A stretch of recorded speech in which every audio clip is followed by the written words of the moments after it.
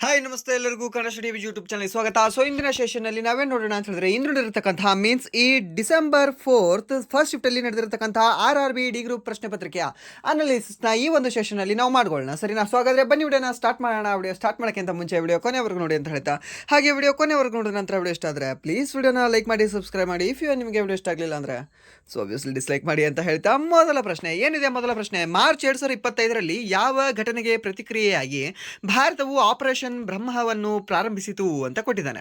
ಸರಿನಾ? ಸೊ ಇದಕ್ಕೆ ಆಪ್ಷನ್ ಏನು ಕೊಟ್ಟಿದ್ದಾರೆ? ಆಪ್ಷನ್ ಎ ಒಂದು ಪ್ರಮುಖ ಜಂಟಿ ಮಿಲಿಟರಿ ವ್ಯಾಯಾಮ ಆಗಿದೆ ಅಂತ ಯಾವುದು ಆಪರೇಷನ್ ಬ್ರಹ್ಮ ಅನ್ನೋದು. ಆಪ್ಷನ್ ಬಿ ಏನು ಕೊಟ್ಟಿದ್ದಾನೆ ಅಂದರೆ ವಿನಾಶಕಾರಿ ಭೂಕಂಪದ ನಂತರ ಮಾನವೀಯ ನೆರವನ್ನು ನೀಡುವುದಂತ ಕೊಟ್ಟಿದ್ದಾನೆ. ಆಪ್ಷನ್ ಸಿ ಆಗ್ನೇಯ ಏಷ್ಯಾದ ದೇಶಗಳೊಂದಿಗೆ ವ್ಯಾಪಾರ ಒಪ್ಪಂದವನ್ನು ಸ್ಥಾಪಿಸಲು ಅಂತ ಕೊಟ್ಟಿದ್ದಾನೆ. ಯಾವುದು ಆಪರೇಷನ್ ಬ್ರಹ್ಮ. ಆಪ್ಷನ್ ಡಿ ಏನು ಕೊಟ್ಟಿದ್ದಾನೆ ಅಂದರೆ ಭಾರತ ಮ್ಯಾನ್ಮಾರ್ ಗಡಿಯಲ್ಲಿ ಭಯೋತ್ಪಾದನಾ ವಿರೋಧಿ ಕಾರ್ಯಾಚರಣೆ ಅಂತ ಕೊಟ್ಟಿದ್ದಾನೆ. ಸರಿನಾ? ಸೊ ಇದಕ್ಕೆ ಸರಿಯಾದ ಉತ್ತರ ಯಾವುದಾಗುತ್ತೆ? ಆಪ್ಷನ್ ಬಿ ಇದಕ್ಕೆ ಸರಿಯಾದ ಉತ್ತರ ಆಗುತ್ತೆ. ಸರಿನಾ? ಸೊ ಈ ವಿನಾಶಕಾರಿ ಭೂಕಂಪದ ನಂತರ ಮಾನವೀಯ ನೆರವನ್ನ ನೀಡುತ್ತದೆ ಯಾವ ದೇಶಕ್ಕೆ? ಈ ಮಯನ್ಮಾರ್ ದೇಶಕ್ಕೆ ನೀಡುತ್ತದೆ. ಯಾವ ದೇಶ? ನಮ್ಮ ಭಾರತ ದೇಶ. ನೆನ್ಪಿಟ್ಕೊಳ್ಳಿ. ಸರಿನಾ? ಸೊ ಇದು ಯಾವಾಗ ಆಗುತ್ತೆ ಅಂದರೆ ಆಪರೇಷನ್ ಬ್ರಹ್ಮ ಮಾರ್ಚ್ ಅಲ್ಲಿ ಆಗಿದೆ, 2025 ಮಾರ್ಚ್ ಅಲ್ಲಿ ಆಗಿದೆ. ಸರಿನಾ? ಸೊ ಇದು ಆಲ್ರೆಡಿ ಒಂದ್ಸರಿ ರಿಪೀಟ್ ಆಗಿದೆ ಕ್ವಶನ್ ಇದು ಅಲ್ವಾ? So last 3rd December second ಶಿಫ್ಟಲ್ಲಿ ಐ ಥಿಂಕ್ ಅಲ್ವಾ? ಸೊ ಆ ಒಂದು ಪ್ರಶ್ನೆ ಪತ್ರಿಕೆಯಲ್ಲಿ ಇದು ರಿಪೀಟ್ ಆಗಿದೆ. ಈ ಕ್ವಶನ್ ಆಲ್ರೆಡಿ ಬಂದಿದೆ ಇದು. ಸರಿನಾ? ಸೊ ಆಲ್ರೆಡಿ ನಾನು ನಿಮ್ಗೆ ಹೇಳಿದ್ದೀನಿ ಯಾವುದು ಆಪರೇಷನ್ ಬ್ರಹ್ಮ ಅನ್ನೋದು. ಆ್ಯಂಡ್ ದೆನ್ ಮುಂಬರ್ತಕ್ಕಂಥ ಎಕ್ಸಾಮ್ಗಳಲ್ಲಿ ನಿಮ್ಗೆ ಕೇಳಬಹುದು ಆಪರೇಷನ್ ಸಾಗರ ಬಂಧು ಎನ್ನುವ ಒಂದು ಈ ಆಪರೇಷನ್ ಇದೆಯಲ್ವಾ, ಇದು ಎದಕ್ಕೆ ಸಂಬಂಧಪಟ್ಟಿದೆ ಅಂತ. ಯಾಕೆ ಅಂತಂದರೆ ಈ ಒಂದು ಶ್ರೀಲಂಕಾದಲ್ಲಿ ಯಾವುದು ಶ್ರೀಲಂಕಾದಲ್ಲಿ ದಿತ್ವಾ ಎಂಬ ಒಂದು ಚಂಡಮಾರುತ ಬಂದು ಬಡದ ನಂತರ ಅದಕ್ಕೆ ಮಾನವೀಯ ನೆರವನ್ನು ನೀಡಿದ್ವಿ. ಯಾವ ದೇಶದಿಂದ? ನಮ್ಮ ಭಾರತ ದೇಶದಿಂದ. ಸೊ ಆ ಒಂದು ಆಪರೇಷನ್ಗೆ ಇಟ್ಟಿರ್ತಕ್ಕಂಥ ಹೆಸರೇ ನಾವೇನಂತ ಹೇಳ್ತೀವಿ ಅಂದರೆ ಆಪರೇಷನ್ ಸಾಗರ ಬಂಧು ಅಂತ ಹೇಳ್ತೀವಿ. ಸರ್, ಇದನ್ನ ನೆನ್ಪಿಟ್ಕೊಳ್ಳಿ. ಆ್ಯಂಡ್ ದೆನ್ ಇವಾಗ ಎಲ್ಲವೂ ಸಹ ಹಳೆದಾಗಿದೆ. ಯಾವುದು? ಆಪರೇಷನ್ ಕಾವೇರಿ ಅನ್ನೋದು, ಆ್ಯಂಡ್ ದೆನ್ ಆಪರೇಷನ್ ದೇವಿ ಶಕ್ತಿ ಅನ್ನೋದು, ಆ್ಯಂಡ್ ದೆನ್ ಮತ್ತೆ ಯಾವ್ದು ಹೇಳ್ತೀವಿ? ಆಪರೇಷನ್ ಗಂಗಾ ಅನ್ನೋದು. ಸರಿನಾ? ಸೊ ಇವೆಲ್ಲವೂ ಸಹ ಹಳೆದಾಗಿದೆ. ಆಪರೇಷನ್ ಗಂಗಾ ಇದಕ್ಕೆ ಈ ಯುಕ್ರೇನಲ್ಲಿ ಏನಿದೆ ಅಲ್ವಾ, ಯುಕ್ರೇನ್ಗೆ ಸಂಬಂಧಪಟ್ಟಿರ್ತಕ್ಕಂಥ ಯುಕ್ರೇನಲ್ಲಿ ಇರ್ತಕ್ಕಂಥ ವ್ಯಕ್ತಿಗಳನ್ನ ಕರ್ಕೊಂಡು ಬರೋದನ್ನ ನಾವು ಆಪರೇಷನ್ ಗಂಗಾ ಅಂತ ಹೇಳ್ತೀವಿ. ಆ್ಯಂಡ್ ದೆನ್ ಆಪರೇಷನ್ ಕಾವೇರಿ ಅದಕ್ಕೆ ಈ ಸುಡಾನಲ್ಲಿ ಸಿಲುಕಿರ್ತಕ್ಕಂಥ ಭಾರತೀಯರನ್ನ ರಿಟರ್ನ್ ನಮ್ಮ ಕಡೆ ಕರ್ಕೊಳ್ಳೋದನ್ನ ನಾವೇನಂತ ಹೇಳ್ತೀವಿ ಅಂದರೆ ಆಪರೇಷನ್ ಕಾವೇರಿ ಅಂತ ಹೇಳ್ತೀವಿ. ಆ್ಯಂಡ್ ದೆನ್ ನೆಕ್ಸ್ಟ್ ಆಪರೇಷನ್ ದೇವಿ ಶಕ್ತಿ, ಈ ತಾಲಿಬಾನ್ಸ್, ಸೊ ಮೀನ್ಸ್ ಈ ಅಫ್ಘಾನಿಸ್ತಾನದಿಂದ ಇಂಡಿಯನ್ಸ್ನ ರಿಟರ್ನ್ ಮಾಡ್ಕೊಂಡ್ವಲ್ಲ, ಸೊ ಅದಕ್ಕೆ ನಾವೇನಂತ ಹೇಳ್ತೀವಿ ಅಂದರೆ ಆಪರೇಷನ್ ದೇವಿ ಶಕ್ತಿ ಅಂತ ಹೇಳ್ತೀವಿ. ಬಟ್ ಇವಾಗ ರೀಸೆಂಟ್ ಆಗಿರ್ತಕ್ಕಂಥ ಇನ್ನೊಂದು ಆಪರೇಷನ್ ಯಾವುದು? ಸೊ ರೀಸೆಂಟ್ ಆಗಿರೋದು ಯಾವುದು ಅಂದರೆ ಆಪರೇಷನ್ ಸಿಂಧು ಅಂತ ಹೇಳ್ತೀವಿ. ಯಾವುದು? ಆಪರೇಷನ್ ಸಿಂಧು. ಸರ್ ಸಿಂಧು ಅಲ್ಲ ಸರ್, ಅದು ಸಿಂಧೂರ. ನಾನು ಈ ಸಿಂಧೂರ ಅಂತ ಹೇಳ್ತಾ ಇಲ್ಲ, ನಾನು ಸಿಂಧು ಹೇಳ್ತಾ ಇದ್ದೀನಿ. ಈ ಸಿಂಧು ಏನು ಅಂತಂದರೆ ಈ ಇಸ್ರೇಲ್ ಹಾಗೂ ಇರಾನ್ನಿಂದ, ಈ ಇಸ್ರೇಲ್ ಮತ್ತು ಇರಾನ್ನ ಒಂದು ಯುದ್ಧ ನಡೆದಿತ್ತಲ್ವಾ, ಮೀನ್ಸ್ ಯುದ್ಧ ಆಗೋ ಒಂದು ಲಕ್ಷಣಗಳು ಕಾಣ್ತಾ ಇತ್ತು. ಆ್ಯಂಡ್ ದೆನ್ ಇಬ್ಬರು ಸಹ ಒಬ್ಬರ ಮೇಲೆ ಒಬ್ಬರು ಬಾಂಬ್ ಹಾಕೋದು, ನೀನು ಪಟಾಕಿ ನಾನು ಹೊಡಿ, ನನ್ನ ಪಟಾಕಿ ನೀನು ಹೊಡಿ ಅಂತ ಮಾಡ್ತಿದ್ರಲ್ವಾ. ಸೊ ಆ ಟೈಮಲ್ಲಿ ನಮ್ಮ ಇಂಡಿಯನ್ಸ್ ಏನೂ ಆಗಬಾರ್ದು ಅಂತ ಆ ಒಂದು ಇಂಡಿಯನ್ಸ್ನ ನಮ್ಮ ರಿಟರ್ನ್ ನಮ್ಮ ಇಂಡಿಯಾಕ್ಕೆ ಕರ್ಕೊಂಡು ಬಂದಿರತಕ್ಕಂಥ ಒಂದು ಆಪರೇಷನ್ ಯಾವುದು ಅಂದರೆ ಈ ಒಂದು ಆಪರೇಷನ್ ಸಿಂಧು ಅಂತ ಹೇಳ್ತೀವಿ. ಸರ್, ಸಿಂಧೂರನೇ ಬೇರೆ, ಆ್ಯಂಡ್ ದೆನ್ ಸಿಂಧುವೇ ಬೇರೆ. ಓಕೆ, ಸಿಂಧು ಬೇರೆ, ಸಿಂಧೂರ ಬೇರೆ. ಆ್ಯಂಡ್ ದೆನ್ ನೆಕ್ಸ್ಟ್ ಪ್ರಶ್ನೆ. ಓಕೆ, ಇದನ್ನು ಸ್ವಲ್ಪ ನೋಡ್ಕೊಳ್ಳಿ. ಆ್ಯಂಡ್ ನೆಕ್ಸ್ಟ್ ಪ್ರಶ್ನೆ, ನವೆಂಬರ್ 2025ರಲ್ಲಿ C40 ನಗರಗಳ ನೇತೃತ್ವದ ವಿಶ್ವ ಮೇಯರ್ಗಳ ಶೃಂಗಸಭೆ ಯಾವ ನಗರದಲ್ಲಿ ನಡೆಯಿತು ಅಂತ ಕೊಟ್ಟಿದ್ದಾನೆ. ಸರ್, ಸೊ ಆಪ್ಷನ್ ಏನು ಕೊಟ್ಟಿದ್ದಾನೆ? Option A London, option B New York, option C ಈ Rio de Janeiro, option D Belem Brazil ಇಲ್ಲಿ ಅಂತ ಕೊಟ್ಟಿದ್ದಾನೆ. ಸೊ ಅದಕ್ಕೆ ಸರಿಯಾದ ಉತ್ತರ ಯಾವುದಾಗುತ್ತೆ? ಈ ವಿಶ್ವ ಮೇಯರ್ಗಳ ಶೃಂಗಸಭೆ ನಡೆದಿರೋದು ಎಲ್ಲಿ ಅಂತಂದರೆ ಆಪ್ಷನ್ ಸಿ ಈ ರಿಯೋ ಡಿ ಜನೈರೋ ಅಂತ ಹೇಳ್ತೀವಿ. ಸರ್, ಈ ಒಂದು ರಿಯೋ ಡಿ ಜನೈರೋ ಈ ಬ್ರೆಜಿಲಲ್ಲಿ ಕಂಡುಬರ್ತಕ್ಕಂತಹ ಈ ಒಂದು ರಿಯೋ ಡಿ ಜನೈರೋದಲ್ಲಿ ವಿಶ್ವ ಮೇಯರ್ಗಳ ಶೃಂಗಸಭೆ ನಡೆದಿದೆ. ಸರ್ನ ಯಾವುದು? ಈ ಒಂದು ವಿಶ್ವ ಮೇಯರ್ಗಳ ಶೃಂಗಸಭೆ ನಡೆದಿದೆ ಎಲ್ಲಿ? ಒಂದು ಬ್ರೆಜಿಲ್ನ ರಿಯೋ ಡಿ ಜನೈರೋ. ಈ ಒಂದು ರಿಯೋ ಡಿ ಜನೈರೋನ ನಾವು ಏನಂತ ಹೇಳ್ತೀವಿ? ಒಂದು ನಿಕ್ ನೇಮ್ ಇದೆ ಇದಕ್ಕೆ. ಏನಂತ?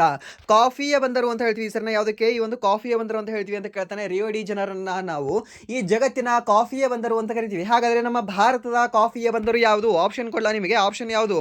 ಆಪ್ಷನ್ ಎ ಮರ್ಮಗೋವಾ ಬಂದರು, ಆಪ್ಷನ್ ಬಿ ಮಂಗಳೂರು ಬಂದರು, ಆಪ್ಷನ್ ಸಿ ಕೊಚ್ಚಿ ಬಂದರು. ಯಾವುದು ಇದರಲ್ಲಿ? ಸೊ ಆಪ್ಷನ್ ಬಿ ಅಂತ ಹೇಳ್ತೀವಿ. ಯಾವುದು? ಈ ಮಂಗಳೂರು ಬಂದರು ಅಂತ ಹೇಳ್ತೀವಿ. ಈ ಮಂಗಳೂರು ಬಂದರನ್ನು ನಾವು ಏನಂತ ಹೇಳ್ತೀವಿ ಅಂದರೆ ನಮ್ಮ ಭಾರತದ ಕಾಫಿಯ ಬಂದರು ಅಂತ ಕರಿತೀವಿ. ಓಕೆ, ಸೊ ಇದು ಸಹ ನಿಮ್ಗೆ ಗೊತ್ತಿರಲಿ. ಆ್ಯಂಡ್ ದೆನ್ ಹಲ್ದಿಯಾ ಬಂದರನ್ನು ನಾವೇನಂತ ಹೇಳ್ತೀವಿ? ಹಲ್ದಿಯಾ ಬಂದರನ್ನು ನಮ್ಮ ಭಾರತದ ಈ ಐರನ್ ಕಬ್ಬಿಣದ ಬಂದರು ಅಂತ ಹೇಳ್ತೀವಿ. ಮೀನ್ಸ್ ಕಬ್ಬಿಣದ ರಫ್ತು ಬಂದರು ಅಂತ ಹೇಳ್ತೀವಿ. ಯಾವುದನ್ನ? ಹಲ್ದಿಯಾವನ್ನು. ಎಲ್ಲಿ ಕಂಡುಬರುತ್ತೆ?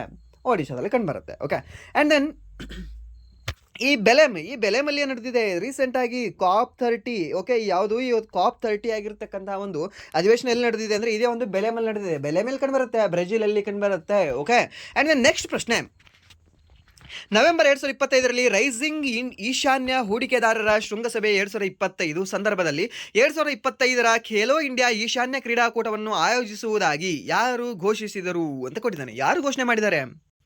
ಯಾರು ಅಂತ ಹೇಳ್ಬೋದಾ? ಸೊ ಅದಕ್ಕೆ ಸರಿಯಾದ ಉತ್ತರ ಆಗುತ್ತೆ ಯಾವುದು ಅಂದರೆ ಆಪ್ಷನ್ ಬಿ, ಯುವ ವ್ಯವಹಾರ ಮತ್ತು ಕ್ರೀಡಾ ಸಚಿವಾಲಯ, ಭಾರತ ಸರ್ಕಾರ ಅಂತ. ಸರಿನಾ? ಈ ಒಂದು ಸರ್ಕಾರ ಏನಿದೆಯಲ್ವ, ಮೀನ್ಸ್ ಈ ಒಂದು ಸಚಿವಾಲಯ ಏನಿದೆಯಲ್ವ, ಸೊ ಇದು ಸ್ಟಾರ್ಟ್ ಮಾಡಿದೆ ಯಾವುದು, ರೈಸಿಂಗ್ ಈಶಾನ್ಯ ಹೂಡಿಕೆದಾರರ ಶೃಂಗಸಭೆ 2025 ಸಂದರ್ಭದಲ್ಲಿ 2025 ಖೇಲೋ ಇಂಡಿಯಾ ಈಶಾನ್ಯ ಕ್ರೀಡಾಕೂಟ. ಸರಿನಾ? ಈ ಒಂದು ಈಶಾನ್ಯದಲ್ಲಿ ಕಂಡುಬರ್ತಕ್ಕಂಥ 8 ರಾಜ್ಯಗಳು ಮಾತ್ರ ಇದರಲ್ಲಿ ಭಾಗವಹಿಸ್ತವೆ, ಆ್ಯಂಡ್ ದೆನ್ ಗೆಲ್ತವೆ, ಆ್ಯಂಡ್ ದೆನ್ ಸೋಲ್ತವೆ. ಟೋಟಲಿ ಈಶಾನ್ಯ ರಾಜ್ಯಗಳು ಎಷ್ಟಿದ್ದಾವೆ? 8 ಇದ್ದಾವೆ. ಓಕೆ, ಸೊ 7 ಸಿಸ್ಟರ್ಸ್ 7 ಸಹೋದರಿ, ಸಪ್ತ ಸಹೋದರಿ ಅಂತ ಕೇಳಿ 7 ಅಂತ ಹೇಳ್ಬೇಡಿ. ಸರಿನಾ? ಆ 7 ಜನರಿಗೆ ಕಾಯಕಿ ಅಂತ ಒಬ್ಬ ಅಣ್ಣ ಇದ್ದಾನೆ, ಯಾರು? ಬಿಗ್ ಬ್ರದರ್ ದ ಸಿಕ್ಕಿಂ ಅಂತ ಹೇಳ್ತೀವಿ. ಸರಿನಾ? ಆ ಒಂದು ಸಿಕ್ಕಿಮನ್ನು ಸಹ ನೆನ್ಪಿಟ್ಕೊಳ್ಳಿ. ಓಕೆ, ಆ್ಯಂಡ್ ದೆನ್ ನೆಕ್ಸ್ಟ್ ಪ್ರಶ್ನೆ, ನವೆಂಬರ್ 2025 ISSF ವಿಶ್ವ ಚಾಂಪಿಯನ್ಶಿಪ್ ರೈಫಲ್ ಅಥವಾ ಪಿಸ್ತೂಲ್ 2025 ಎಲ್ಲಿ ನಡೆಯಿತು ಅಂತ ಕೇಳಿದ್ದಾನೆ. ಸರಿನಾ? ISSF ವಿಶ್ವ ಚಾಂಪಿಯನ್ಶಿಪ್ ರೈಫಲ್ ಎಲ್ಲಿ ನಡೆದಿದೆ? ದೋಹಾ ಕತಾರ್ದಲ್ಲಿ, ಆಪ್ಷನ್ ಬಿ ಅಥೆನ್ಸ್ ಗ್ರೀಸಲ್ಲಿ, ಆಪ್ಷನ್ ಸಿ ಕೈರೋ ಈಜಿಪ್ಟಲ್ಲಿ, ಆಪ್ಷನ್ ಡಿ ಕೊಟ್ಟಿದ್ದಾನೆ ಅಂದರೆ ಮ್ಯೂನಿಚ್ ಜರ್ಮನಿ ಅಂತ ಕೊಟ್ಟಿದ್ದಾನೆ. ಸೊ ಅದಕ್ಕೆ ಸರಿಯಾದ ಉತ್ತರ ಯಾವುದಾಗುತ್ತೆ? ಸೊ ಇದಕ್ಕೆ ಸರಿಯಾದ ಉತ್ತರ ಆಪ್ಷನ್ ಸಿ ಕೈರೋ ಅಂತ ಹೇಳ್ತೀವಿ. ಎಲ್ಲಿ ಕಂಡುಬರುತ್ತೆ ಕೈರೋ? ಈ ಒಂದು ಈಜಿಪ್ಟಲ್ಲಿ ಕಂಡುಬರುತ್ತೆ. ಯಾವುದು? ಕೈರೋ ಅಂತ. ಸರಿನಾ? ಆ್ಯಂಡ್ ದೆನ್ ಓಕೆ, ಇಲ್ಲಿ ಇದೆ ನೋಡಿ ಇನ್ಫಾರ್ಮೇಷನ್. ಈ ಸ್ಪರ್ಧೆಯು ಈಜಿಪ್ಟ್ನ ಕೈರೋದಲ್ಲಿ 2025 ನವೆಂಬರ್ 6ರಿಂದ 18ರವರೆಗೆ ನಡೆಯಿತು. ಈ ಕೈರೋ ಪಂದ್ಯಾವಳಿಯಲ್ಲಿ 40 ಸದಸ್ಯರ ಭಾರತೀಯ ತಂಡ ಭಾಗವಹಿಸಿತು. ಭಾರತವು 13 ಪದಕಗಳನ್ನು, ಅದರಲ್ಲಿ 3 ಚಿನ್ನ, 6 ಬೆಳ್ಳಿ, 4 ಕಂಚು ಗಳಿಸಿ ಒಟ್ಟಾರೆ ಪದಕ ಪಟ್ಟಿಯಲ್ಲಿ 3ನೇ ಸ್ಥಾನ ಗಳಿಸಿದವು ಅಂತ ಹೇಳಿದ್ದಾರೆ. ಯಾವುದರಲ್ಲಿ? ISSF ರೈಫಲ್ ವಿಶ್ವ ಚಾಂಪಿಯನ್ಶಿಪ್ಪಲ್ಲಿ. ಓಕೆ, ಸೊ ಎಷ್ಟು ಪದಕಗಳನ್ನು ಗೆದ್ದಿದೆ ನಮ್ಮ ಭಾರತ? 13 ಪದಕಗಳನ್ನು ಗೆದ್ದಿದೆ. ಸರಿನಾ? ಸೊ ಈ ಒಂದು ಲೈನ್ ಸಹ ಇಂಪಾರ್ಟೆಂಟ್ ಆಗುತ್ತೆ, ಯಾಕೆಂದರೆ ಕೇಳ್ತಾನೆ. ಸರಿನಾ? ಜಸ್ಟ್ 13 ಪದಕ ಮಾತ್ರ ಕೇಳಲ್ಲ, ಕೆಲವೊಂದು ಏನಾದರೂ ಟಫ್ ಕ್ವಶನ್ ತೆಗಿಬೇಕು ಅಂತ ಆತ ಥಿಂಕ್ ಮಾಡ್ದಂದ್ರೆ ಎಷ್ಟು ಕಂಚನ ಗೆದ್ರು ಅದನ್ನು ಹೇಳಿ ಸಾರ್ ಅಂತ ಕೇಳ್ತಾನೆ. ಅವಾಗ ನಾವು ಹೇಳಬೇಕಾಗುತ್ತೆ 4 ಕಂಚನ ಗೆದ್ದಿದ್ದೀವಿ ಸಾರ್ ಅಂತ. ಓಕೆ, ಸೊ ಇದು ಸಹ ನೀವು ನೋಡ್ಕೊಳ್ಳಿ, ಕೇಳಬಹುದು ನಿಮಗೆ. ಆ್ಯಂಡ್ ದೆನ್ ಇದರಲ್ಲಿ ಚಿನ್ನ ಗೆದ್ದಿರ್ತಕ್ಕಂತಹ 3 ವ್ಯಕ್ತಿಗಳು ಯಾರು? ಸಾಮ್ರಾಟ್ ರಾಣಾ ಅವರು ಅಂತ ಹೇಳ್ತೀವಿ. ಸರಿನಾ? ಈ ಒಂದು ಸಾಮ್ರಾಟ್ ರಾಣಾ ಅವರು 10 ಮೀಟರ್ ಏರ್ ಪಿಸ್ತೂಲಲ್ಲಿ ಚಿನ್ನದ ಪದಕವನ್ನು ಗೆದ್ದಿದ್ದಾರೆ. ಸರಿನಾ? ಸೊ ಇದನ್ನು ನಾವು ನೋಡ್ಕೊಂಡಿದ್ವಿ, ಬಟ್ ಇದನ್ನ ನಾವು ನೋಡ್ಕೊಂಡಿರಲಿಲ್ಲ. ಎಲ್ಲಿ ಅಂದರೆ ಮೀನ್ಸ್ ಇದು ಕೈರೋದಲ್ಲಿ ನಡೆದಿದೆ ಅಂತ ನಾವು ಕರೆಂಟ್ ಅಫೇರ್ಸ್ ಕ್ಲಾಸಲ್ಲಿ ಕವರ್ ಮಾಡಿಲ್ಲ, ಬಟ್ ಇಲ್ಲಿ ಇವ್ರು ಚಿನ್ನವನ್ನು ಗೆದ್ದಿದ್ದಾರೆ ಅಂತ ನಾವು ನೋಡ್ಕೊಂಡಿದ್ವಿ. And then next Ravindra Singh ಅಂತ ಹೇಳ್ತೀವಿ. ಸೊ ಇವರು 50 ಮೀಟರ್ ಸ್ಟ್ಯಾಂಡರ್ಡ್ ಪಿಸ್ತೂಲ್ನಲ್ಲಿ ಇವರು ಚಿನ್ನದ ಪದಕವನ್ನು ಗೆದ್ದಿದ್ದಾರೆ. Okay, and next 10 metre air pistol ತಂಡವೇ, ಓಕೆ, ಇಡೀ ವ್ಯಕ್ತಿ ಅಲ್ಲ, ಇಡೀ ತಂಡವೇ ಅಲ್ಲಿಯೂ ಸಹ ಈ ಒಂದು ಚಿನ್ನದ ಪದಕವನ್ನು ಗೆದ್ದಿದೆ ಅನ್ನೋದು ಸಹ ನೆನ್ಪಿಟ್ಕೊಳ್ಳಿ. ಓಕೆ, ಆ್ಯಂಡ್ ದೆನ್ ಮುಂದಿನ ಪ್ರಶ್ನೆ, ಪ್ರತಿಪಾದನೆ ಮತ್ತು ಕಾರಣಗಳು ಕೊಟ್ಟಿದ್ದಾನೆ. ಓಕೆ, ಸೊ ಪ್ರತಿಪಾದನೆ ಮತ್ತು ಕಾರಣ ಇದೆ. ಏನಿದೆ? ಸ್ಥಳಾಂತರ ಕ್ರಿಯೆಯಲ್ಲಿ, ಸ್ಥಳಾಂತರ ಡಿಸ್ಪ್ಲೇಸ್ಮೆಂಟ್ ಅಂತ ಹೇಳಿದ್ವಿ. ಈ ಒಂದು ಸ್ಥಳಾಂತರ ಕ್ರಿಯೆಯಲ್ಲಿ ಸತುವು ತಾಮ್ರವನ್ನು ಸ್ಥಾನಪಲ್ಲಟಗೊಳಿಸುತ್ತದೆ. ಸ್ಥಳಾಂತರ ಕ್ರಿಯೆಯಲ್ಲಿ ಸತುವು ತಾಮ್ರವನ್ನು ಸ್ಥಾನಪಲ್ಲಟಗೊಳಿಸುತ್ತದೆ ಅಂತ ಕೊಟ್ಟಿದ್ದಾನೆ. ಹೌದಾ? ಸ್ಥಾನಪಲ್ಲಟಗೊಳಿಸ್ತದಾ? ಓಕೆ, ಒಂದು ಎಕ್ಸಾಂಪಲ್ ತೊಗೊಳ್ಳೋಣವಾ? ಏನಿದೆ? ಓಕೆ, ಈ ಒಂದು ತಾಮ್ರದ ಜೊತೆ ಒಂದು ಅದಕ್ಕೆ ಇದು ಮಾಡ್ತಾನೆ ಅಂತ ಹೇಳಿದ್ದಾನೆ. CuSO4 ಇದಕ್ಕೇನು ಮಾಡ್ಕೊಳ್ಳೋಣ? ಜೆಡ್ ಹಾಕೊಳ್ಳೋಣ, ಜಿಂಕ್ ಹಾಕೊಳ್ಳೋಣ. ಸೊ ಏನಾಗುತ್ತೆ? ಇದು ಡಿಸ್ಪ್ಲೇಸ್ಮೆಂಟ್ ಆದ ನಂತರ ZnSO4 ಆಗುತ್ತೆ. ಓಕೆ, ರಿಪ್ಲೇಸ್ ಆಯ್ತಲ್ವಾ? ರಿಪ್ಲೇಸ್ ಆಯಿತು. ಸೊ ಯಾವುದು ಇವಾಗ ಹೊರಗೆ ಉಳಿತು? ಕಾಪರ್ ಹೊರಗಡೆ ಉಳಿತು. ಓಕೆ, ಇದು ಸರಿಯಾಗಿದೆ. ಹೇಳಿಕೆ ಒಂದೇನಿದೆ ಅಲ್ವಾ? ಅದು ಹೇಳಿಕೆ ಸರಿಯಾಗಿದೆ. ಓಕೆ, ಅದಕ್ಕೆ ಈ ಕಾರಣ ಸರಿಯಾಗಿದೆಯಾ? ಏನಿದೆ ಕಾರಣ? ಪ್ರತಿಕ್ರಿಯಾತ್ಮಕ ಸರಣಿಯಲ್ಲಿ ಸತುವು ತಾಮ್ರಕ್ಕಿಂತ ಹೆಚ್ಚು ಪ್ರತಿಕ್ರಿಯಾತ್ಮಕವಾಗಿರುತ್ತಂತೆ. ಪ್ರತಿಕ್ರಿಯಾತ್ಮಕ ಸರಣಿಯಲ್ಲಿ ಸತುವು ತಾಮ್ರಕ್ಕಿಂತ ಹೆಚ್ಚು ಪ್ರತಿಕ್ರಿಯಾತ್ಮಕವಾಗಿರುತ್ತದೆ. ಹೌದು, ಇದು ಸಹ ಸರಿಯಾಗಿದೆ. ಸೊ ಅದು ಜಾಸ್ತಿ ಇರ್ತದೆ ಅಂತ, ಅದು ಜಾಸ್ತಿ ಈ ಪ್ರತಿಕ್ರಿಯಾತ್ಮಕ ಇರ್ತದೆ ಅಂತ ಅದು ಏನು ಮಾಡುತ್ತೆ? ಅದನ್ನು ರಿಪ್ಲೇಸ್ ಮಾಡುತ್ತೆ. ಓಕೆ, ಸರಿಯಾದ ಉತ್ತರ ಯಾವುದಂದರೆ ಆಪ್ಷನ್ ಇದಕ್ಕೆ ಸರಿಯಾದ ಉತ್ತರ ಆಗುತ್ತೆ. ಓಕೆ, ಇದನ್ನು ನೋಡ್ಕೊಳ್ಳಿ. ಅದಕ್ಕೆ ಎಕ್ಸ್ಪ್ಲನೇಷನ್ ಬೇಕಾದರೆ ಇಲ್ಲಿದೆ, ಇಲ್ಲಿ ಸಹ ನೀವು ನೋಡ್ಕೊಳ್ಬೋದು. ಸರ್ ನಾನು ಇವಾಗಲೇ ಹೇಳಿದೆ, ಜಸ್ಟ್ ಅದೇನೇ ಹೇಳಿದೆ ನಿಮಗೆ. ಇಲ್ಲಿ ZN ಪ್ಲಸ್ CuSO4 ಆಗಬೇಕಿದೆ, SO ಆಗಿದೆ, SO4, ಆ್ಯಂಡ್ ದೆನ್ ಇಲ್ಲಿ ZnSO4 ಪ್ಲಸ್ Cu ಅಂತ ಹೇಳ್ತೀವಿ. ಓಕೆ, ಸೊ ಅದರಲ್ಲಿ ಸತುವು ತಾಮ್ರದ ಸಲ್ಫೇಟ್ ದ್ರಾವಣದಿಂದ ತಾಮ್ರವನ್ನು ಸ್ಥಳಾಂತರಿಸುತ್ತದೆ, ಏಕೆಂದರೆ ಪ್ರತಿಕ್ರಿಯಾತ್ಮಕ ಸರಣಿಯಲ್ಲಿ ಸತುವು ತಾಮ್ರದ ಮೇಲೆ ಇದೆ. ಅಂದರೆ ಸತುವು ಹೆಚ್ಚು ಪ್ರತಿಕ್ರಿಯಾತ್ಮಕ ಲೋಹವಾಗಿದೆ. ಯಾವುದು? ಸತು ಅನ್ನೋದು. ಓಕೆ, ಸತು ಅನ್ನೋದು ಏನಾಗಿದೆ? ಅದು ಹೆಚ್ಚು ಪ್ರತಿಕ್ರಿಯಾತ್ಮಕ ಲೋಹವಾಗಿದೆ. ಅದಕ್ಕಿಂತ ಈ ಒಂದು ಕಾಪರ್ಗಿಂತ ಅಂತ ಹೇಳ್ತೀವಿ. ಸರ್ನಾ? ಯಾವುದು? ಕಾಪರ್ಗಿಂತ, ಪೊಟ್ಯಾಷಿಯಂಗಿಂತ ಇದು ಜಾಸ್ತಿ ಪ್ರತಿಕ್ರಿಯಾತ್ಮಕ ಆಗಿದೆಯೋ ಅಥವಾ ಆಗಿಲ್ವೋ ಅಷ್ಟೇ ಹೇಳಿ ನನಗೆ. ಓಕೆ, ಯಾವುದು? ಈ ಒಂದು ಜಿಂಕ್ ಅನ್ನೋದು, ಸತು ಅನ್ನೋದು ತಾಮ್ರಕ್ಕಿಂತ ಜಾಸ್ತಿ ಪ್ರತಿಕ್ರಿಯಾತ್ಮಕವಾಗಿದೆ ಅಂತ ಕೊಟ್ಟಿದ್ದಾನೆ. ಓಕೆ, ಇಲ್ಲಿ ನಮಗೆ ಆನ್ಸರ್ ಸಹ ಸಿಕ್ತು. ಬಟ್ ನನ್ನ ಕ್ವಶನ್ ನಿಮಗೆ ಹೋಮ್ವರ್ಕಿಗೆ ಏನು ಅಂತಂದರೆ, ಈ ಸತುವು ಈ ಪೊಟ್ಯಾಷಿಯಂಗಿಂತ ಜಾಸ್ತಿ ಪ್ರತಿಕ್ರಿಯಾತ್ಮಕವಾಗಿದೆಯೋ ಅಥವಾ ಇಲ್ಲವೋ ಅಂತ. ಓಕೆ, ಸೊ ಇದನ್ನು ನೀವು ಆನ್ಸರ್ ಮಾಡಿ. ಆ್ಯಂಡ್ ದೆನ್ ನೆಕ್ಸ್ಟ್ ಪ್ರಶ್ನೆ ಏನಿದೆ ಅಂದರೆ, ರಕ್ಷಣಾ ಸಚಿವಾಲಯವು ಯಾವ ವರ್ಷವನ್ನು ಸುಧಾರಣೆಗಳ ವರ್ಷ ಎಂದು ಘೋಷಿಸಿದೆ ಅಂತ ಕೊಟ್ಟಿದ್ದಾನೆ. 2023, 24, 25, 26 ಯಾವುದರಲ್ಲಿ ನಾವು ಸುಧಾರಣೆ ಆಗ್ತೀವಿ ರೀ? ಜೀವನ ಸುಧಾರಿಸೋದು ಯಾವಾಗ? ಯಾವ ವರ್ಷ ಇದೆ? 2025 ಜೀವನ ಸುಧಾರಿಸಬೇಕು ಅಂತ ಹೇಳಿದ್ದಾರೆ. ಸೊ ಅದಕ್ಕೆ ಏನು ಮಾಡಿದ್ದಾರೆ ಅಂದರೆ 2025 ಸುಧಾರಣೆಗಳ ವರ್ಷ. ಓಕೆ, 2025 ಸುಧಾರಣೆಗಳ ವರ್ಷ ಎಂದು ರಕ್ಷಣಾ ಸಚಿವಾಲಯವು ಘೋಷಣೆ ಮಾಡಿದೆ. ಸರಿನಾ? ಸೊ ಇತ್ತೀಚೆಗೆ ಘೋಷಣೆ ಮಾಡಿದೆ ಇದನ್ನು. ಒನ್ ಒನ್ ಒನ್ ಅಲ್ಲ ಓಕೆ 1.5 ಮಂತ್ ಆಗಿರ್ಬೇಕು ಅನಿಸುತ್ತೆ. ಸೊ ಅಷ್ಟರಲ್ಲೇ ರೀಸೆಂಟಾಗಿ ಘೋಷಣೆ ಮಾಡಿದೆ ಇದು ಸುಧಾರಣೆಗಳ ವರ್ಷ ಅಂತ. ಯಾವುದು ರಕ್ಷಣಾ ಸಚಿವಾಲಯ ಅಂತ ಹೇಳ್ತೀವಿ.